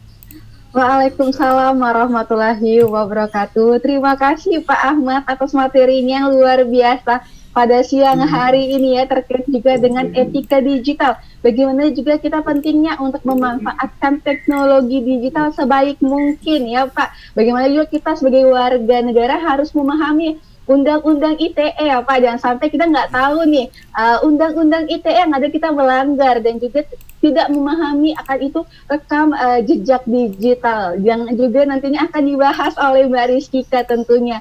Baik Pak Ahmad, kita akan ketemu lagi pastinya saat sesi diskusi Pak. Baik, untuk teman-teman semuanya masih pada semangat ya tentunya. Tadi sudah dibuka dengan pilar culture, juga dilengkapi oleh pilar digital etik. Jadi teman-teman sudah tahu nih bagaimana kebudayaan di ruang digital, etika di ruang digital. Tadi Pak Ahmad sudah menyinggung sedikit terkait juga dengan jejak digital yang teman-teman berikan di sosial media teman-teman semuanya. Nah, itu akan dibahas tuntas oleh Kak Rizkika Alia Anwar selaku Pandu Digital Indonesia dan Digital Trainer yang tentunya akan membawakan pilar digital safety. Halo Kak Rizkika. Halo Kak Hesti, selamat sore. Selamat sore Kak Rizkika. Apa kabar Kak? Alhamdulillah kabar baik Kak Hesti. Kak Hesti apa kabar? Alhamdulillah luar biasa baik nih Kak Rizkika pada siang hari ini. Mohon maaf Kak Rizkika, sebelumnya suara saya aman ya? Karena di sini lagi hujan gede nih lumayan. Aman Kak Hesti, aman. Di saya aman sih suara Kak Hesti. Oke, baik Kak Rizkika. Mungkin langsung dilanjut saja Kak pemaparannya. Saya rasa teman-teman semuanya udah menunggu nih Kak Rizka, gimana sih keamanan di ruang digital. Baik, waktu dan tempat saya persilahkan Kak Rizkika. Baik, terima kasih Kak Hesti atas waktu yang sudah diberikan. Izin saya mulai. Assalamualaikum warahmatullahi wabarakatuh. Shalom, Om Swastiastu, Namo Buddhaya, salam kebajikan. Salam sehat untuk kita semuanya. Dan tentunya sebelum saya mulai, saya ingin menyapa-nyapa terlebih dahulu teman-teman yang sudah bergabung. Saya ingin mengucapkan terima kasih atas partisipasinya. Karena teman-teman sudah hadir, sudah mengikuti kegiatan pada sore hari ini. Dari siang malah ya sampai sore hari ini. Semoga apa yang memang sudah teman-teman simak, semua sudah teman-teman perhatikan dari awal sampai nanti akhir sangat-sangat bermanfaat untuk teman-teman mahasiswa, mahasiswi maupun seluruh sivitas akademika dari INISNU Temanggung. Dan tentunya saya ingin menyapa para narasumber yang tadi sudah menyampaikan materi dengan luar biasa yang sudah diawali dengan opik ya oleh Pak Hamidullah Ibda. Terima kasih Pak Hamidullah. Kemudian dilanjutkan juga oleh Pak Ahmad Musyadat dari pilar etika digital. Terima kasih Pak Musyadat. Dan izin saya ingin melanjutkan dari sisi ataupun pilar yang mengharapkan ini bisa menjadi pelengkap dan tentunya tidak kalah penting dari kedua pilar sebelumnya, yaitu mengenai critical thinking atau yang dielaborasi dengan keamanan digital. Saya izin share screen. Apakah materi saya sudah terlihat Kak Hesti? Iya, sudah terlihat Kak Rizkika. Oke, baik, saya izin mulai. Nah, pada kesempatan kali ini, saya akan membawakan pilar digital safety yang dielaborasi dengan critical thinking. Bagaimana sih kita juga harus bisa mengetahui apa saja langkah-langkah preventif yang memang harus kita lakukan agar kita bisa menjaga keamanan digital. Karena berbicara soal literasi digital itu ada 4 pilar. Ada budaya digital, etika digital, kecakapan digital, pun di sini keamanan digital yang akan saya bahas. Karena tema kita hari ini sangat menarik sekali, yaitu berbicara mengenai transformasi pendidikan di era digital, yang merupakan itu adalah sebuah keharusan untuk seluruh sivitas akademika dari Institut Islam Nahdlatul Ulama ataupun INISNU dari Temanggung pada hari ini. Nah, sebelum itu, izinkan saya untuk memperkenalkan diri terlebih dahulu. Perkenalkan, nama saya Rizkika Alia Anwar. Saat ini saya aktif menjadi Pandu Digital Indonesia, yang dimana kami sebagai Pandu Digital Indonesia ini turut andil menyebarkan literasi digital di Indonesia, di setiap daerah-daerah di Indonesia, yang dimana pada tahun ini kami fokus pada sektor pendidikan. Untuk teman-teman yang mau tahu lebih dalam mengenai Pandu Digital Indonesia atau mau tergabung menjadi Pandu Digital Indonesia, juga boleh silahkan nanti dicek aja di websitenya di pandu.kominfo.go.id. Nah, selain itu saya juga aktif sebagai Chief Operating Officer dari Kaizen Room, di mana perusahaan kami fokus pada training and consulting yang fokus pada human capital development, yang dimana kami memberikan pelatihan-pelatihan juga di bidang soft skill, public speaking, digital skill, yang fokus pada juga komunikasi, bisnis, dan juga seluruh pengembangan diri. Teman-teman kalau mau tahu pelatihan-pelatihan yang memang kami lakukan, juga boleh silakan nanti dicek aja di websitenya Kaizen Room ataupun di media sosialnya Kaizen Room.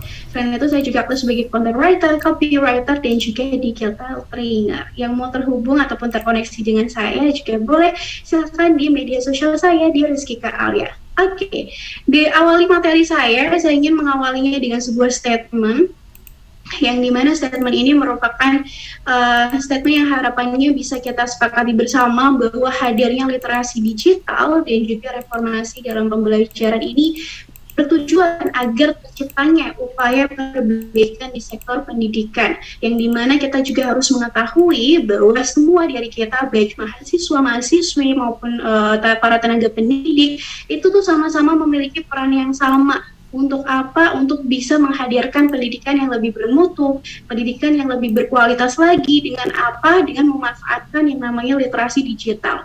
Karena literasi digital ini memang sudah merambat ke semua sektor, termasuk sektor pendidikan.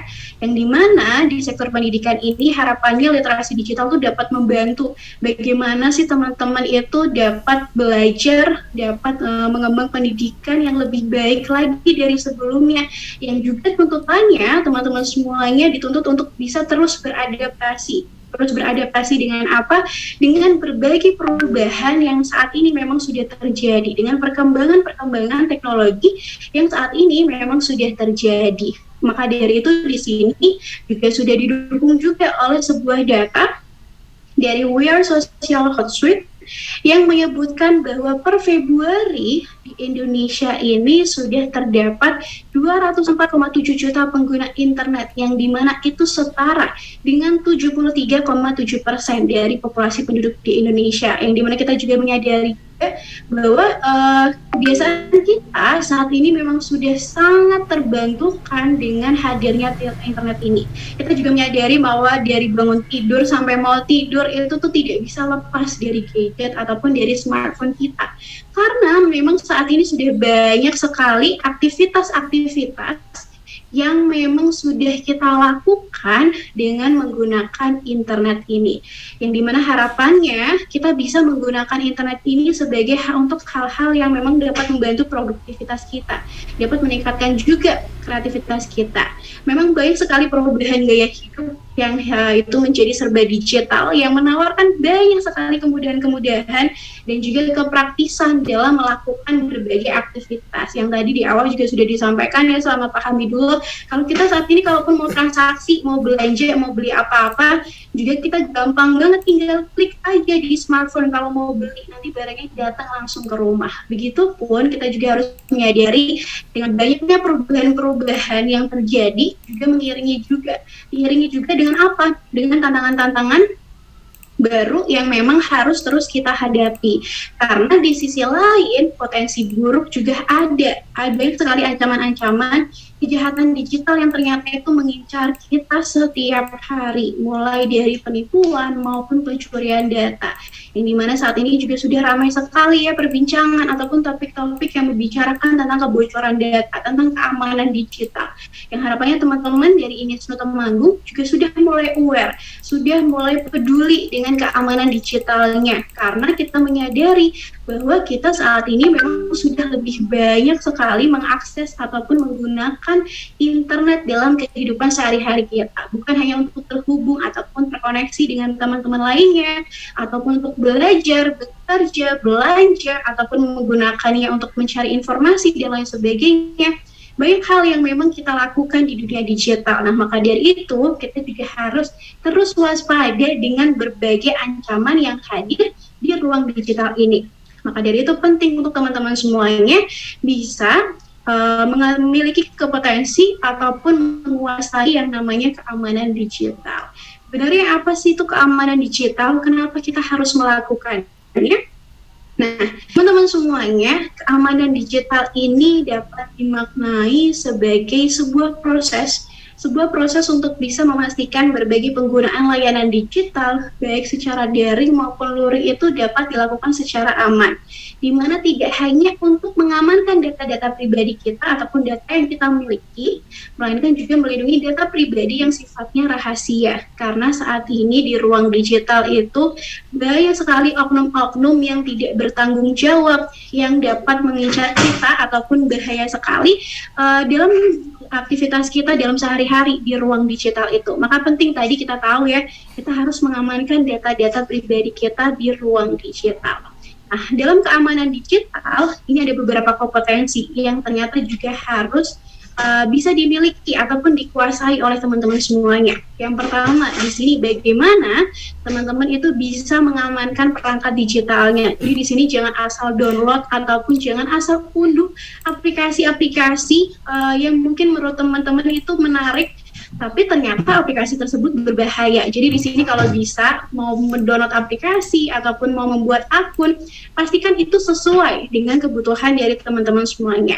Kemudian kedua adalah mengenai mengamankan identitas digital. Nah, identitas digital ini itu tadi yang saya berbincangkan sebelumnya mengenai data-data pribadi dari teman-teman semuanya yang memang harus dilindungi. Kemudian yang ketiga di sini adalah mewaspadai penipuan digital. Kemudian yang keempat memahami rekam jejak digital yang tadi juga sudah sempat dibahas ya oleh Pak Ahmad Musyadid. Nah, nanti saya akan lebih menguliknya. Kemudian selanjutnya kita juga harus bisa memahami keamanan digital bagi anak. Mungkin di sini ada yang sebagai orang tua pun menyadari banyak sekali saat ini adik-adik kita ya, anak-anak kita yang mungkin masih berada di usia di bawah umur tapi sudah dipergunakan dengan gadget ataupun sudah banyak yang menggunakan gadget. Nah, harapannya kita sebagai orang tua ataupun orang yang lebih dewasa itu juga dapat mengedukasi pun mengawasi berbagai aktivitasnya di ruang digital.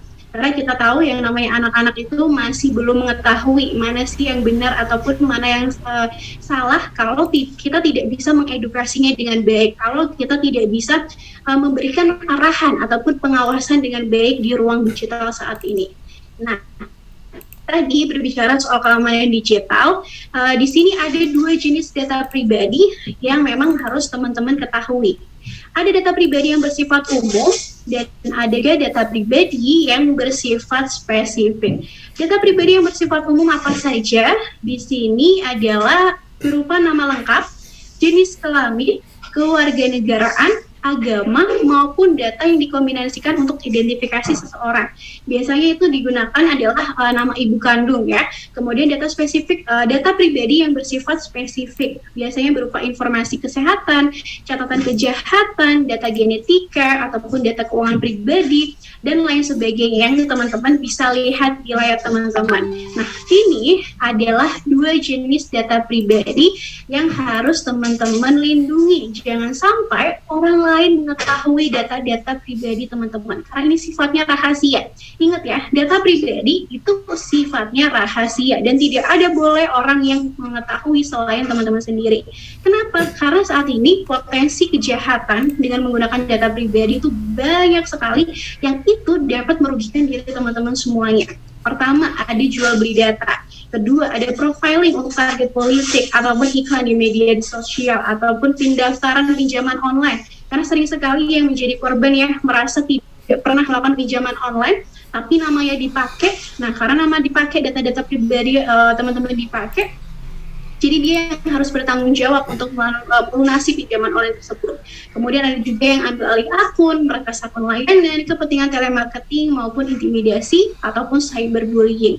Ini adalah beberapa ancaman kejahatan yang memang menggunakan data pribadi yang memang harus teman-teman terus waspadai mulai dari sekarang. Oke, nah lantas selanjutnya pertanyaannya adalah, kalau tadi ya kita sudah mengetahui saat ini masif sekali penggunaan dengan media digital atau penggunaan dengan internet, kita juga sudah mengetahui berbagai ancamannya, berbagai ancaman-ancaman yang mengintai kita setiap hari. Begitupun keamanan digitalnya yang memang harus terus kita mulai aware dari sekarang, harus mulai sadar dari sekarang. Banyak sekali data-data pribadi yang memang harus kita lakukan. Lantas pertanyaannya adalah apa sih yang memang bisa kita lakukan saat memang kita harus mulai menerapkan yang namanya keamanan digital. langkah selanjutnya, langkah preventif yang memang bisa kita lakukan adalah menguasai salah satu skill, yang dimana skill ini juga menjadi top 10 skill untuk bisa teman-teman kuasai di ruang digital. Skill ini yang bernama critical thinking ataupun berpikir kritis. Karena berpikir kritis ataupun critical thinking ini membantu kita untuk teman-teman semuanya agar lebih aman, agar bisa selalu waspada terhadap berbagai ancaman di ruang digital, pun berbagai informasi yang setiap harinya, setiap detiknya teman-teman bisa akses ataupun bisa mendapatkannya dari manapun dan juga kapanpun. Nah, berpikir kritis ini ataupun critical thinking ini dapat dimaknai sebagai bagaimana sih teman-teman memiliki cara pikir ataupun pola pikir yang jelas, yang rasional, yang terbuka, dan juga berdasarkan dengan bukti maupun fakta atas apa sih yang memang teman-teman baca, atas apa sih yang memang teman-teman dengar, dan juga atas apa yang memang teman-teman lihat. Karena critical thinking ini sangat-sangat membantu ya, apalagi kita tahu saat ini ada banjir informasi yang setiap detik hadir. Mungkin yang paling terdekat dari teman-teman di WhatsApp group.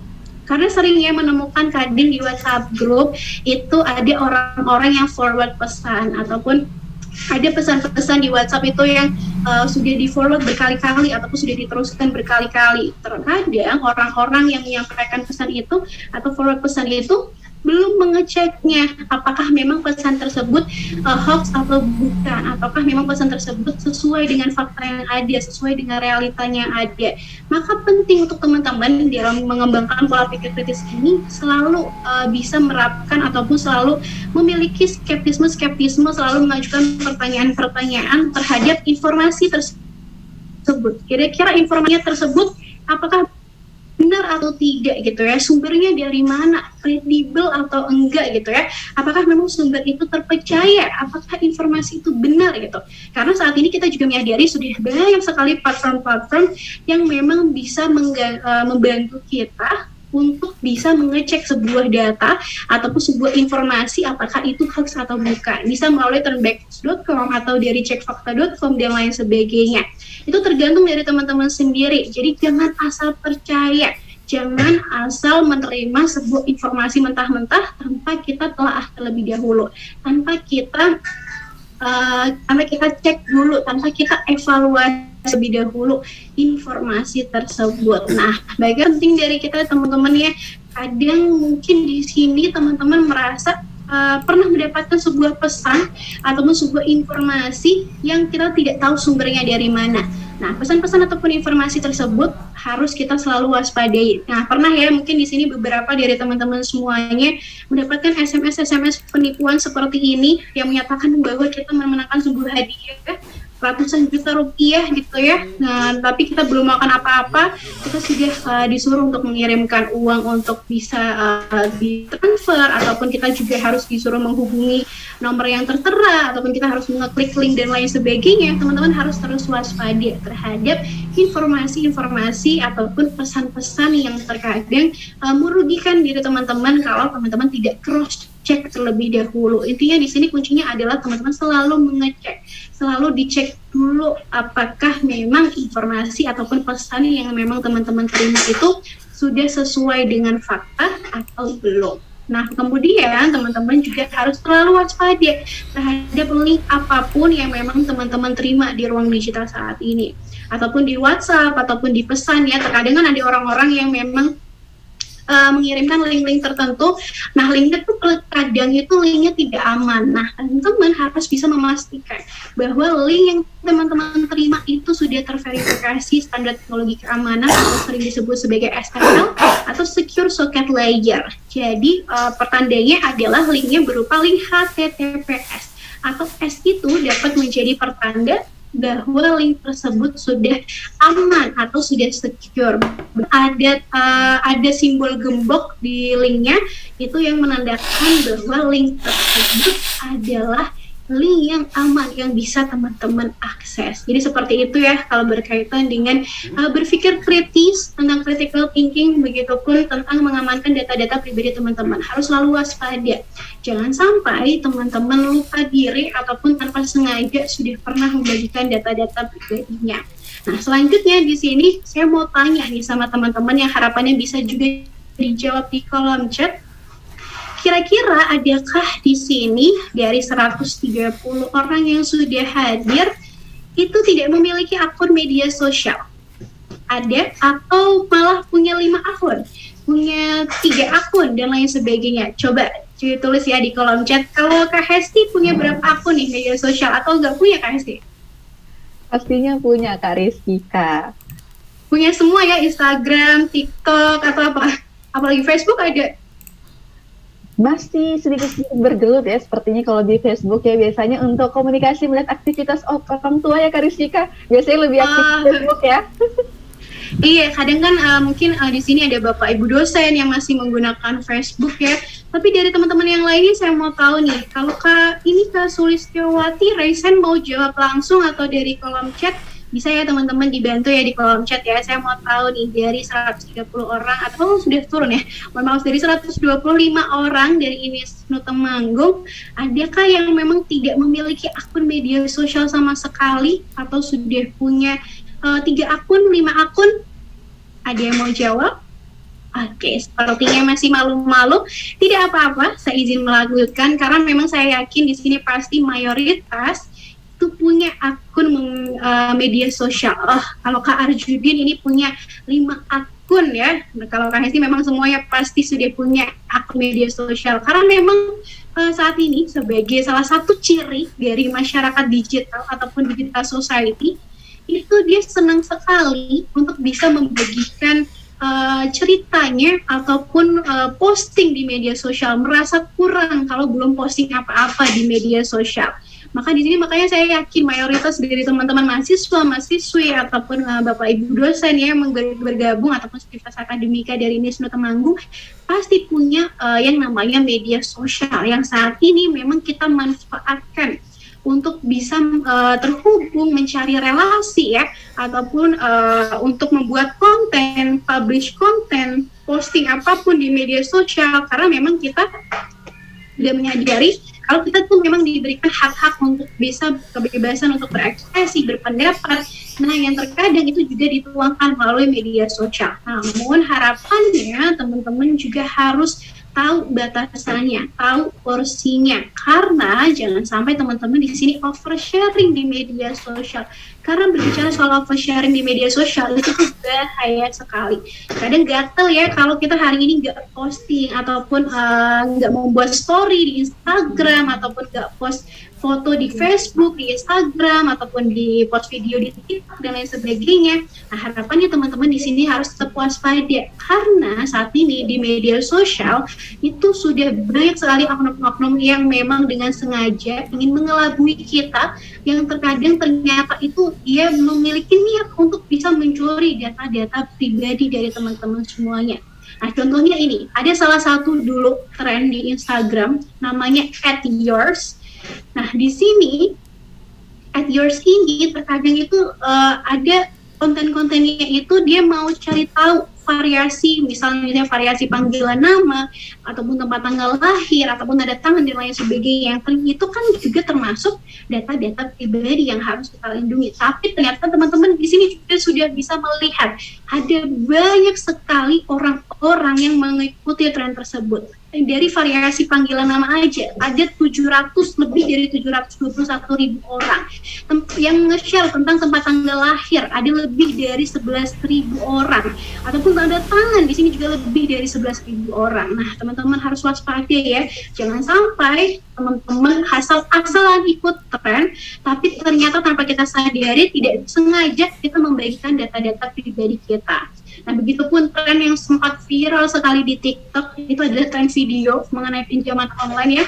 Jadi dalam video pinjaman online ini orang-orang diminta untuk selfie sama KTP-nya. Nah, setelah dia selfie, habis itu dia bisa mendapatkan dana, bisa mendapatkan uang, bisa membeli apapun yang dia mau. Tanpa disadari, dia membuat video selfie dengan KTP, tapi KTP-nya itu terlihat dengan jelas, yang dimana ada data NIK-nya terlihat, ada nama lengkapnya, tanggal lahirnya, golongan darah, dan lain sebagainya. Begitupun tanda tangannya juga terlihat dengan jelas.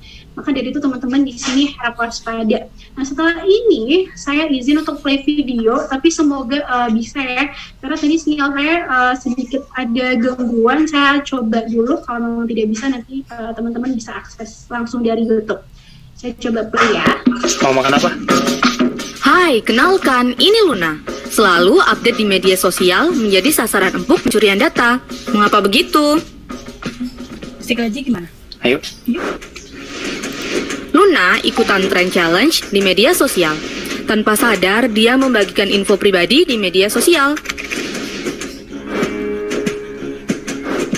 Saat foto keluarga di depan teras pun, Luna tag lokasi dengan latar belakang nomor rumahnya.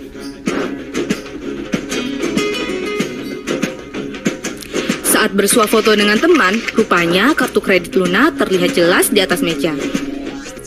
Belanja online shop adalah hobi Luna. Dia pamer paket di Instastory tanpa menutup barcode. Terpampang jelas juga alamat rumahnya. Luna semakin dekat dengan bahaya. Beranda media sosial tertera nomor telepon dan jackpot. Tertera juga nama ibu kandung di halaman media sosialnya. Luna memakai password yang sama untuk semua akun media sosialnya. Satu saja akun dijebol oleh hacker, bisa-bisa Luna kehilangan semua akunnya dalam sekejap.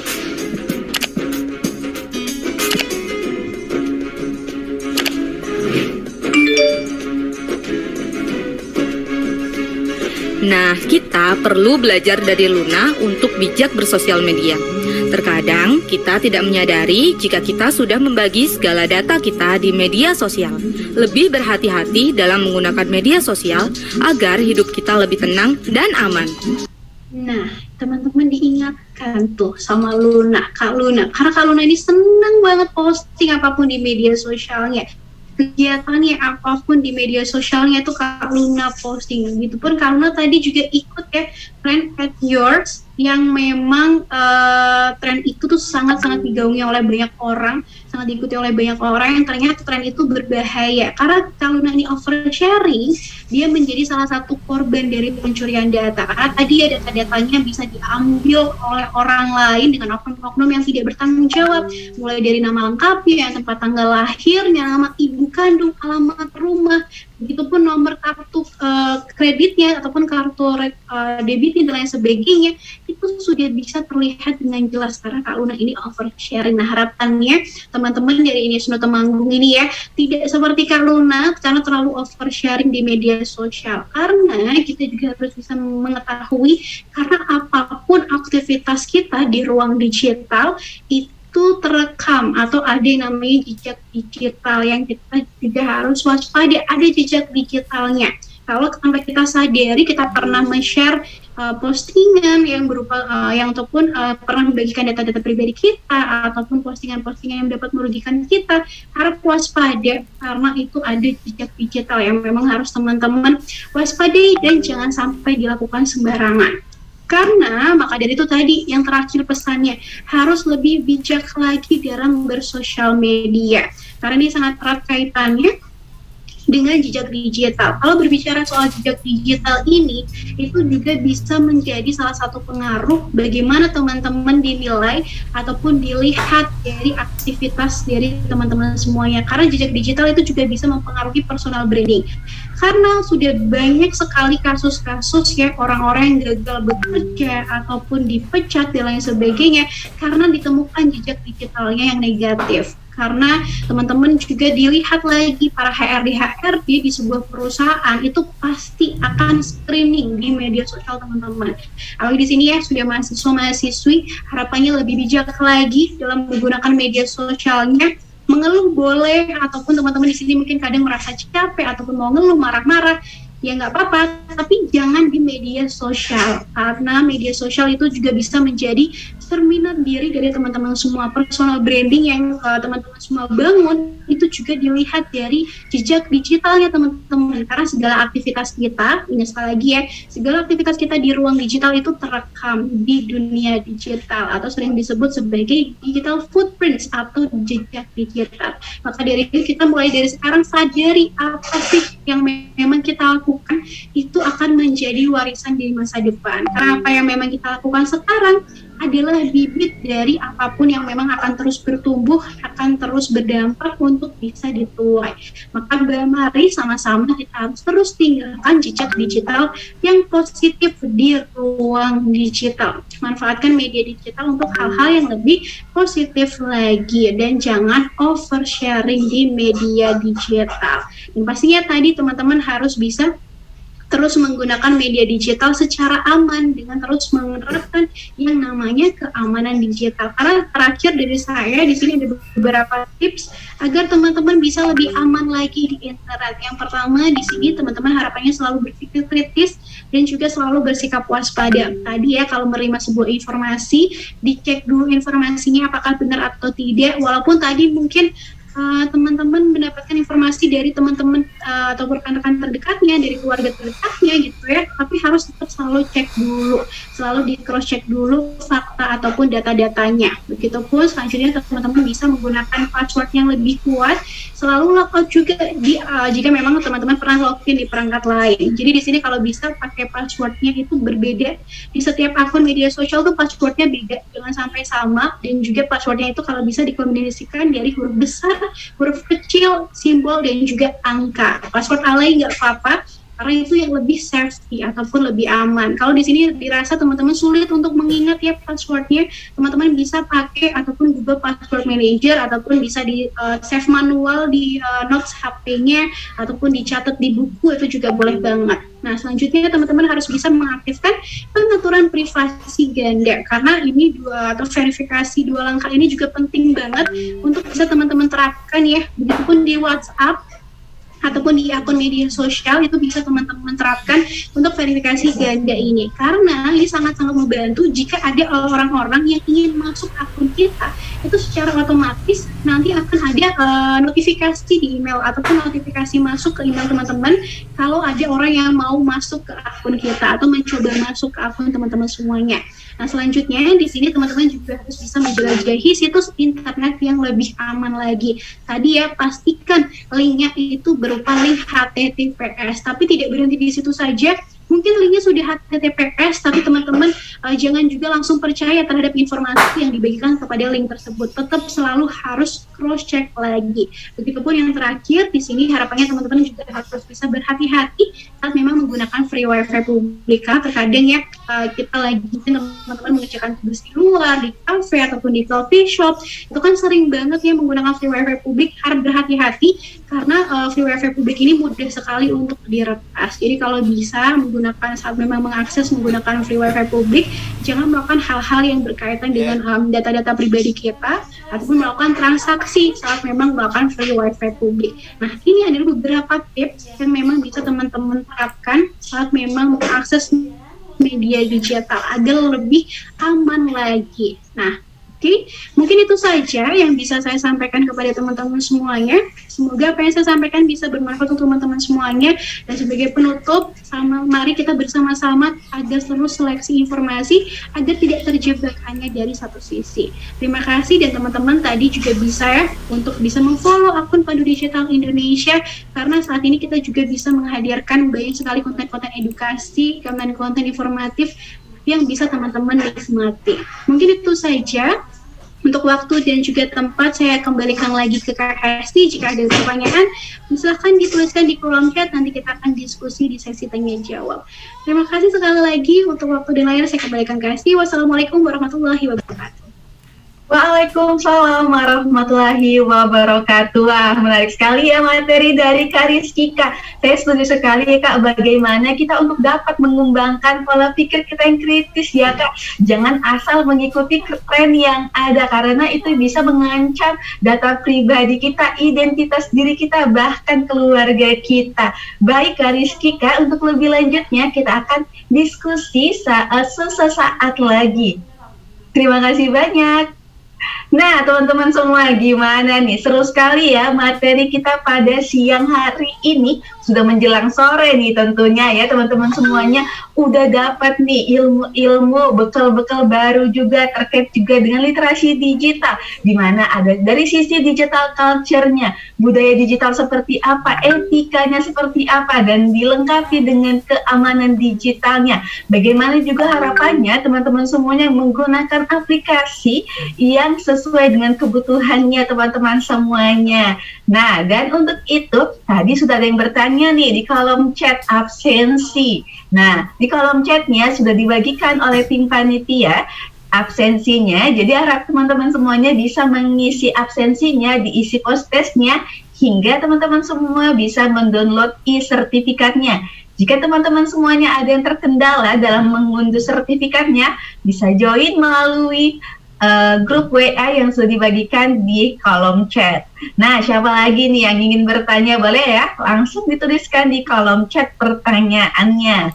Nah, untuk itu kita akan memasuki ke acara kita yang selanjutnya, yaitu sesi diskusi. Dan untuk itu saya ingin mengundang kembali para narasumber kita untuk bergabung bersama lagi di layar virtual ini tentunya.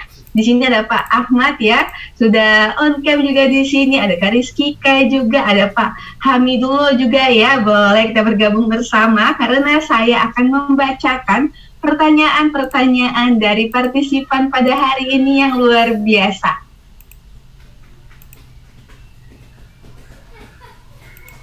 Baik, oke, sudah bergabung semuanya nih. Masih pada semangat ya Pak sampai sore hari ini.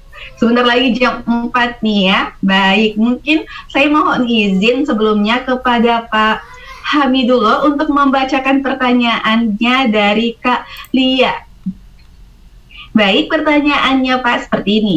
Mungkinkah di ruang digital yang positif itu terwujud dengan karakteristik masyarakat dunia yang cenderung ingin bebas tanpa budaya? Bisa langsung dijawab Pak Hamidullah? Ya, terima kasih. Jadi era digital di ruang maya lah, di ruang digital itu kan eranya sekarang ada yang nyebut post-truth ya, pasca kebenaran ya. Antara benar salah itu kadang bias ya, ambigu ataupun abstrak seperti itu. Nah, kalau pertanyaan tadi kalau berkaitan dengan bagaimana apakah budaya itu posisinya bagaimana gitu ya, kira-kira saya menangkap ya. Saya kira akan susah ketika kita tidak memulainya ya. Jadi di dalam ruang digital, kalau menurut Pak Yosep, mantan ketua Dewan Pers, itu ada namanya echo chamber ya, atau ruang gema. Nah, ruang gema ini sebenarnya siapa yang mendominasi dia akan menang. Maka kita flashback beberapa tahun kemarin, ya ini mohon maaf ya, ada istilah-istilah cebong, kampret, apalagi ya kadrun, itu karena sering disuarakan, sering mendominasi, sehingga ruang gema itu mempengaruhi masyarakat karena yang rata-rata diucapkan di apa ya istilahnya ya, ditulis, dikomentarkan itu seperti itu, sehingga itu menjadi budaya sendiri. Nah, makanya bagi sahabat-sahabat semua, ibu-ibu, bapak-bapak dan semuanya lah, mari kita memulai ruang gema ini dengan budaya-budaya yang positif. Bagaimana ruang virtual itu kita isi dengan budaya-budaya yang baik, karena tipe psikologi pengguna internet atau netizen kalau di ruang gema itu suka sekali dengan penjulukan ya. Seperti contoh kita share di grup, kalau tidak ada yang menanggapi itu rasanya sakitnya tuh di sini gitu ya. Tapi kalau luar biasa, jos, mantap, keren, cerdas lah, itu akan membentuk sebuah impresi yang empati juga lah. Kalau kebiasaan itu dikuasai oleh buzzer ya, sebut saja ya, atau orang-orang yang tidak berbudaya dengan baik, ya saya kira akan terbentuk budaya yang buruk juga. Makanya kalau rumus menguasai zaman itu ya bagaimana kita menguasai spirit zaman melalui apa, media digital itu sendiri, dengan menciptakan ruang gema, echo chamber yang memang budaya positif. Ya kalau kita menghormati, kreatif, berkebinekaan global, kemudian mandiri, gotong royong, kemudian etis, religius lah, itu saya kira harus kita langitkan ya, tidak bumikan ya, karena di ruang virtual ya kita langitkan melalui pembudayaan di ruang gema itu. Jadi saya kira itu Mbak jawaban saya, Mbak. Baik, terima kasih Pak Habibullah atas jawaban yang luar biasa ya Pak. Saya setuju sekali. Bagaimana itu alangkah baiknya ya Pak kalau dimulai dari kita dulu nih di ruang digital memberikan hal-hal yang positif tentunya. Dan untuk itu juga saya akan melanjutkan ke pertanyaan selanjutnya. Di sini sudah ada pertanyaan yang masuk dari Kak Ahmad Udin untuk Pak Ahmad Musyada. Permisi Pak Ahmad, saya izin untuk membacakan pertanyaannya Pak. Baik, pertanyaannya dari Kak Ahmad, yaitu sejauh mana transformasi pendidikan menunjang ketersediaan lapangan pekerjaan, karena yang kita ketahui bersama bahwa sulitnya mendapatkan pekerjaan ataupun mempertahankan pekerjaan pada masa COVID kemarin. Terima kasih. Bisa langsung dijawab, Pak. Baik, terima kasih Mbak Hesti untuk Mas Ahmad Udin. Ya, pertanyaannya apa? Sebenarnya ini pertanyaan klasik gitu. Pertanyaan klasik itu sebelum kita masuk ke era digital sekarang itu kan kita juga dulu sudah, kalau kita lihat kalau nonton film-film lama gitu, film-film tahun 80-an itu kan sudah kebayang orang pasca lulus kuliah itu kemana-mana bawa stok map gitu. Jadi isu pekerjaan itu seperti hal laten gitu yang jadi pertanyaan kapanpun. Karena memang dari awal kita selalu membayangkan konsep tentang link and match antara dunia pendidikan dan dunia kerja itu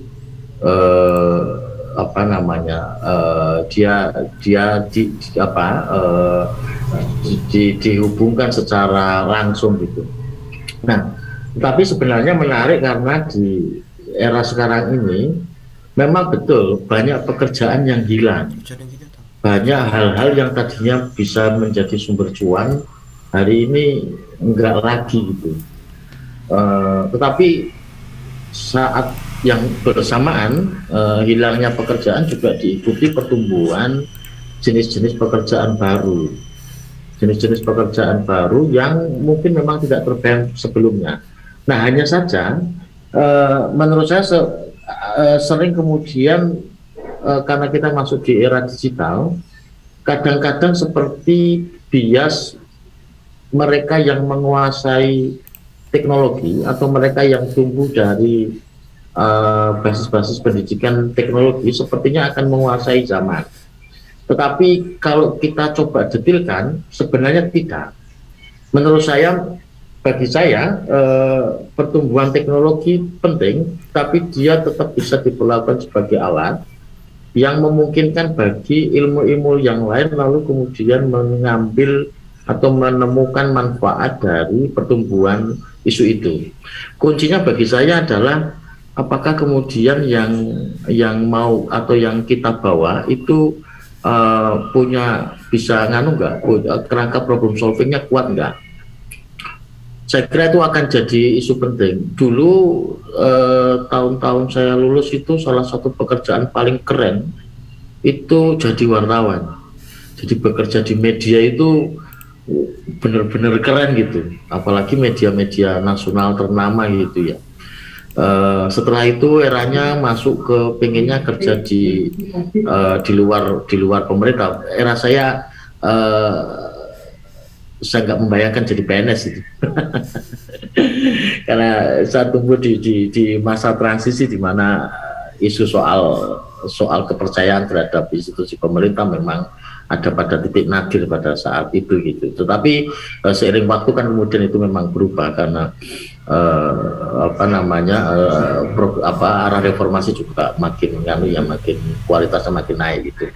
Nah, tetapi saya kira kalau kita baca di situasi sekarang, justru kecermatan perlu dibangun pada penciptaan ruang-ruang kerja baru yang saya kira pertumbuhannya bisa sangat pesat. Perusahaan-perusahaan baru yang tumbuh dari praktik-praktik sosiopreneur sebenarnya juga sangat besar gitu hari ini. yang itu sebenarnya juga dimungkinkan dari orang yang tadinya bukan siapa-siapa gitu, itu lalu justru punya kesempatan yang sama. Dulu itu menurut saya tidak terbayangkan kok kita yang tinggal di daerah gitu ya, di kota-kota kecil gitu, itu membayangkan kita bisa selaju mereka yang mendapatkan pendidikan di kota-kota besar, di Jakarta misalnya atau di Surabaya. Tapi hari ini ruang itu berubah, menurut saya berubah. Dimanapun kita punya kesempatan yang sama, tetapi memang seberapa kuat ide, katakanlah kalau kita mau masuk ke ruang bisnis, ide bisnisnya apa yang memang perlu digarap. Nah, menurut saya semakin dekat dengan problem solving, artinya kita mengenali konteks kebutuhan dan persoalan, dari situlah konversi menjadi peluang menjadi mungkin. Nah, praktik-praktik semacam ini saya kira makin banyak tumbuh. Saya kebetulan punya pengalaman baru menekuni bersama teman-teman di desa, salah satu desa di Bantul, daerah Istimewa Yogyakarta. Kami tengah mengembangkan sistem pengelolaan sampah yang memastikan bahwa sampah tidak lagi harus dibuang ke tempat pembuangan akhir atau pemrosesan akhir. Kita nggak butuh TPA, kira-kira itu versi kami di desa. Dan kami berhasil melakukan itu dengan kapasitas teknis hari ini 30 ton sampah per hari. Dan ini modul penting, menurut saya modul penting yang bisa dikembangkan, karena isu sampah itu akan jadi persoalan, tetap akan jadi persoalan terus ke depan. Nah, kecermatan kita untuk menemukan ruang-ruang baru semacam ini saya kira akan jadi penting, termasuk pendidikan agama. Kalau mungkin di Temanggung sejak dari bisa bicara gitu ekosistem dengan pendidikan agama penting, tapi mencari pendidikan beragama di kota Jakarta itu problem serius, menurut saya. Dan itu tentu ceruk bagus bagi untuk kita, katakanlah kalau kemudian punya layanan-layanan tertentu gitu di ruang-ruang digital yang bisa memfasilitasi hausnya orang tentang pendidikan agama di kota-kota besar yang bahkan mungkin nggak sempat punya ruang-ruang sosial yang lebih. Saya kira mungkin gitu sih, Mbak Esti. Saya terima kasih. Baik, terima kasih banyak Pak Ahmad atas jawaban yang luar biasa, dan juga kepada Pak Hamidullah juga atas perjawabannya pada siang hari menjelang sore hari ini. Sebelumnya saya mohon izin juga kepada teman-teman semuanya, mohon maaf saya tidak bisa membacakan semua pertanyaannya mengingat waktu kita yang sudah agak mepet ya teman-teman semuanya. Baik, Bapak, Pak Ahmad dan juga Pak Hamidullah, kita akan ketemu lagi Pak ya saat sesi dokumentasi sesaat lagi. Nah, teman-teman semuanya gimana? Seru banget ya pada hari ini kita sudah mendengarkan pemaparan dari narasumber kita. Juga sudah kita mendiskusikan ya beberapa pertanyaan dari teman-teman yang sudah ada. Tapi saya mohon maaf sekali lagi atas karena saya hanya bisa membacakan 2 pertanyaan saja teman-teman semuanya. Dan untuk itu izinkan saya untuk sedikit memberikan kesimpulan atas yang sudah dibagikan oleh narasumber kita pada siang hari ini. Di mana tadi pilar yang pertama yaitu digital culture, bagaimana budaya digital sebagai penguat karakter berbangsa manusia modern. Juga diharapkan teman-teman semuanya untuk selalu mencintai produk dalam negeri, mau untuk menjadi produksi konten-konten yang positif, juga dapat nih dikenalkan budaya-budayanya, budaya Indonesia yang luar biasa, mengingat kita berbagai dari suku, bahasa, dan juga agama. Dengan itu juga harus diperhatikan nih etikanya di ruang digital. Bagaimana kecerdasan intelektual saja itu tidak cukup, bagaimana juga kita harus mempunyai kecerdasan emosional intelijen ya, yang tadi sudah diberikan atau dijelaskan oleh Pak Ahmad. Dimana juga teman-teman harus nih mengetahui ruang lingkup etika di ruang digital, bagaimana kesadaran teman-teman semuanya, tanggung jawab teman-teman semuanya, integritas teman-teman, dan juga yang terakhir kebajikan. Dan yang terakhir terkait juga dengan digital safety-nya teman-teman semuanya, harapannya teman-teman semuanya dapat menggunakan aplikasi yang mendukung produktivitas teman-teman semuanya. Jangan menggunakan aplikasi yang tidak penting, dan juga setiap mengakses semuanya informasi dicari dulu kebenarannya. Jangan sampai teman-teman share itu adalah hoax ya teman-teman semuanya. Perhatikan linknya, HTTP dan HTTPS itu berbeda. Gunakan yang HTTPS. Karena jejak digital dapat mempengaruhi juga pada personal branding teman-teman semuanya ya. Oke, baik, mungkin itu yang dapat saya sampaikan. Selanjutnya, kita akan melanjutkan ke acara kita selanjutnya, yaitu sesi dokumentasi. Rasanya nggak srek gitu ya kalau nggak ada foto-fotonya nih. Mari kita bagikan jejak digital yang positif di ruang digital hari ini. Dan untuk itu, saya ingin mengundang kembali ke dua narasumber kita untuk bergabung bersama, karena saya akan mengambil foto nih. Boleh ya teman-teman yang lainnya juga nih on cam nih. Sudah ada Pak Hafiz, sudah ada Pak Arif di sini. Terima kasih Pak. Juga ada Kak Ulia, ada Kak Muhammad di sini, ada Pak Musli ya Pak. Udah dari pagi nih Pak ya. Udah dari siang pastinya ya mendengarkan materi yang mantap ya Pak. Nah, di sini sudah ada siapa lagi nih yang mau on cam? Ada Kak Fatul, Kak Kuni, boleh dibuka semua kameranya, berikan senyum terbaiknya teman-teman semuanya. Oke, nah tim panitia sudah siap ya. Saya akan mengambil 2 kali foto. Yang pertama gaya salam literasi digital. Tangannya huruf L semua teman-teman. Oke, sudah siap ya? 1, 2, 3, cheese. Oke, gaya yang kedua. Oke, mantap semuanya nih. Masih pada semangat sampai sore hari. 1, 2, 3, cheese. Baik, terima kasih semua atas partisipannya. Dan saya ingin mengingatkan lagi kepada teman-teman semua, jangan lupa untuk mengisi link absensinya ya teman-teman semuanya. Dan jangan lupa untuk bagikan keseruan kita pada hari ini di media sosial teman-teman semuanya.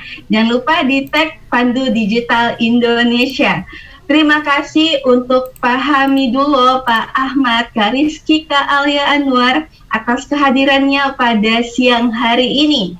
Untuk semua ilmu-ilmu dan juga sharing-sharingnya. Semoga semua partisipan yang hadir pada hari ini semakin positif dan cerdas dalam memaksimalkan ruang digital agar dapat bisa terus berinteraksi dan berkolaborasi.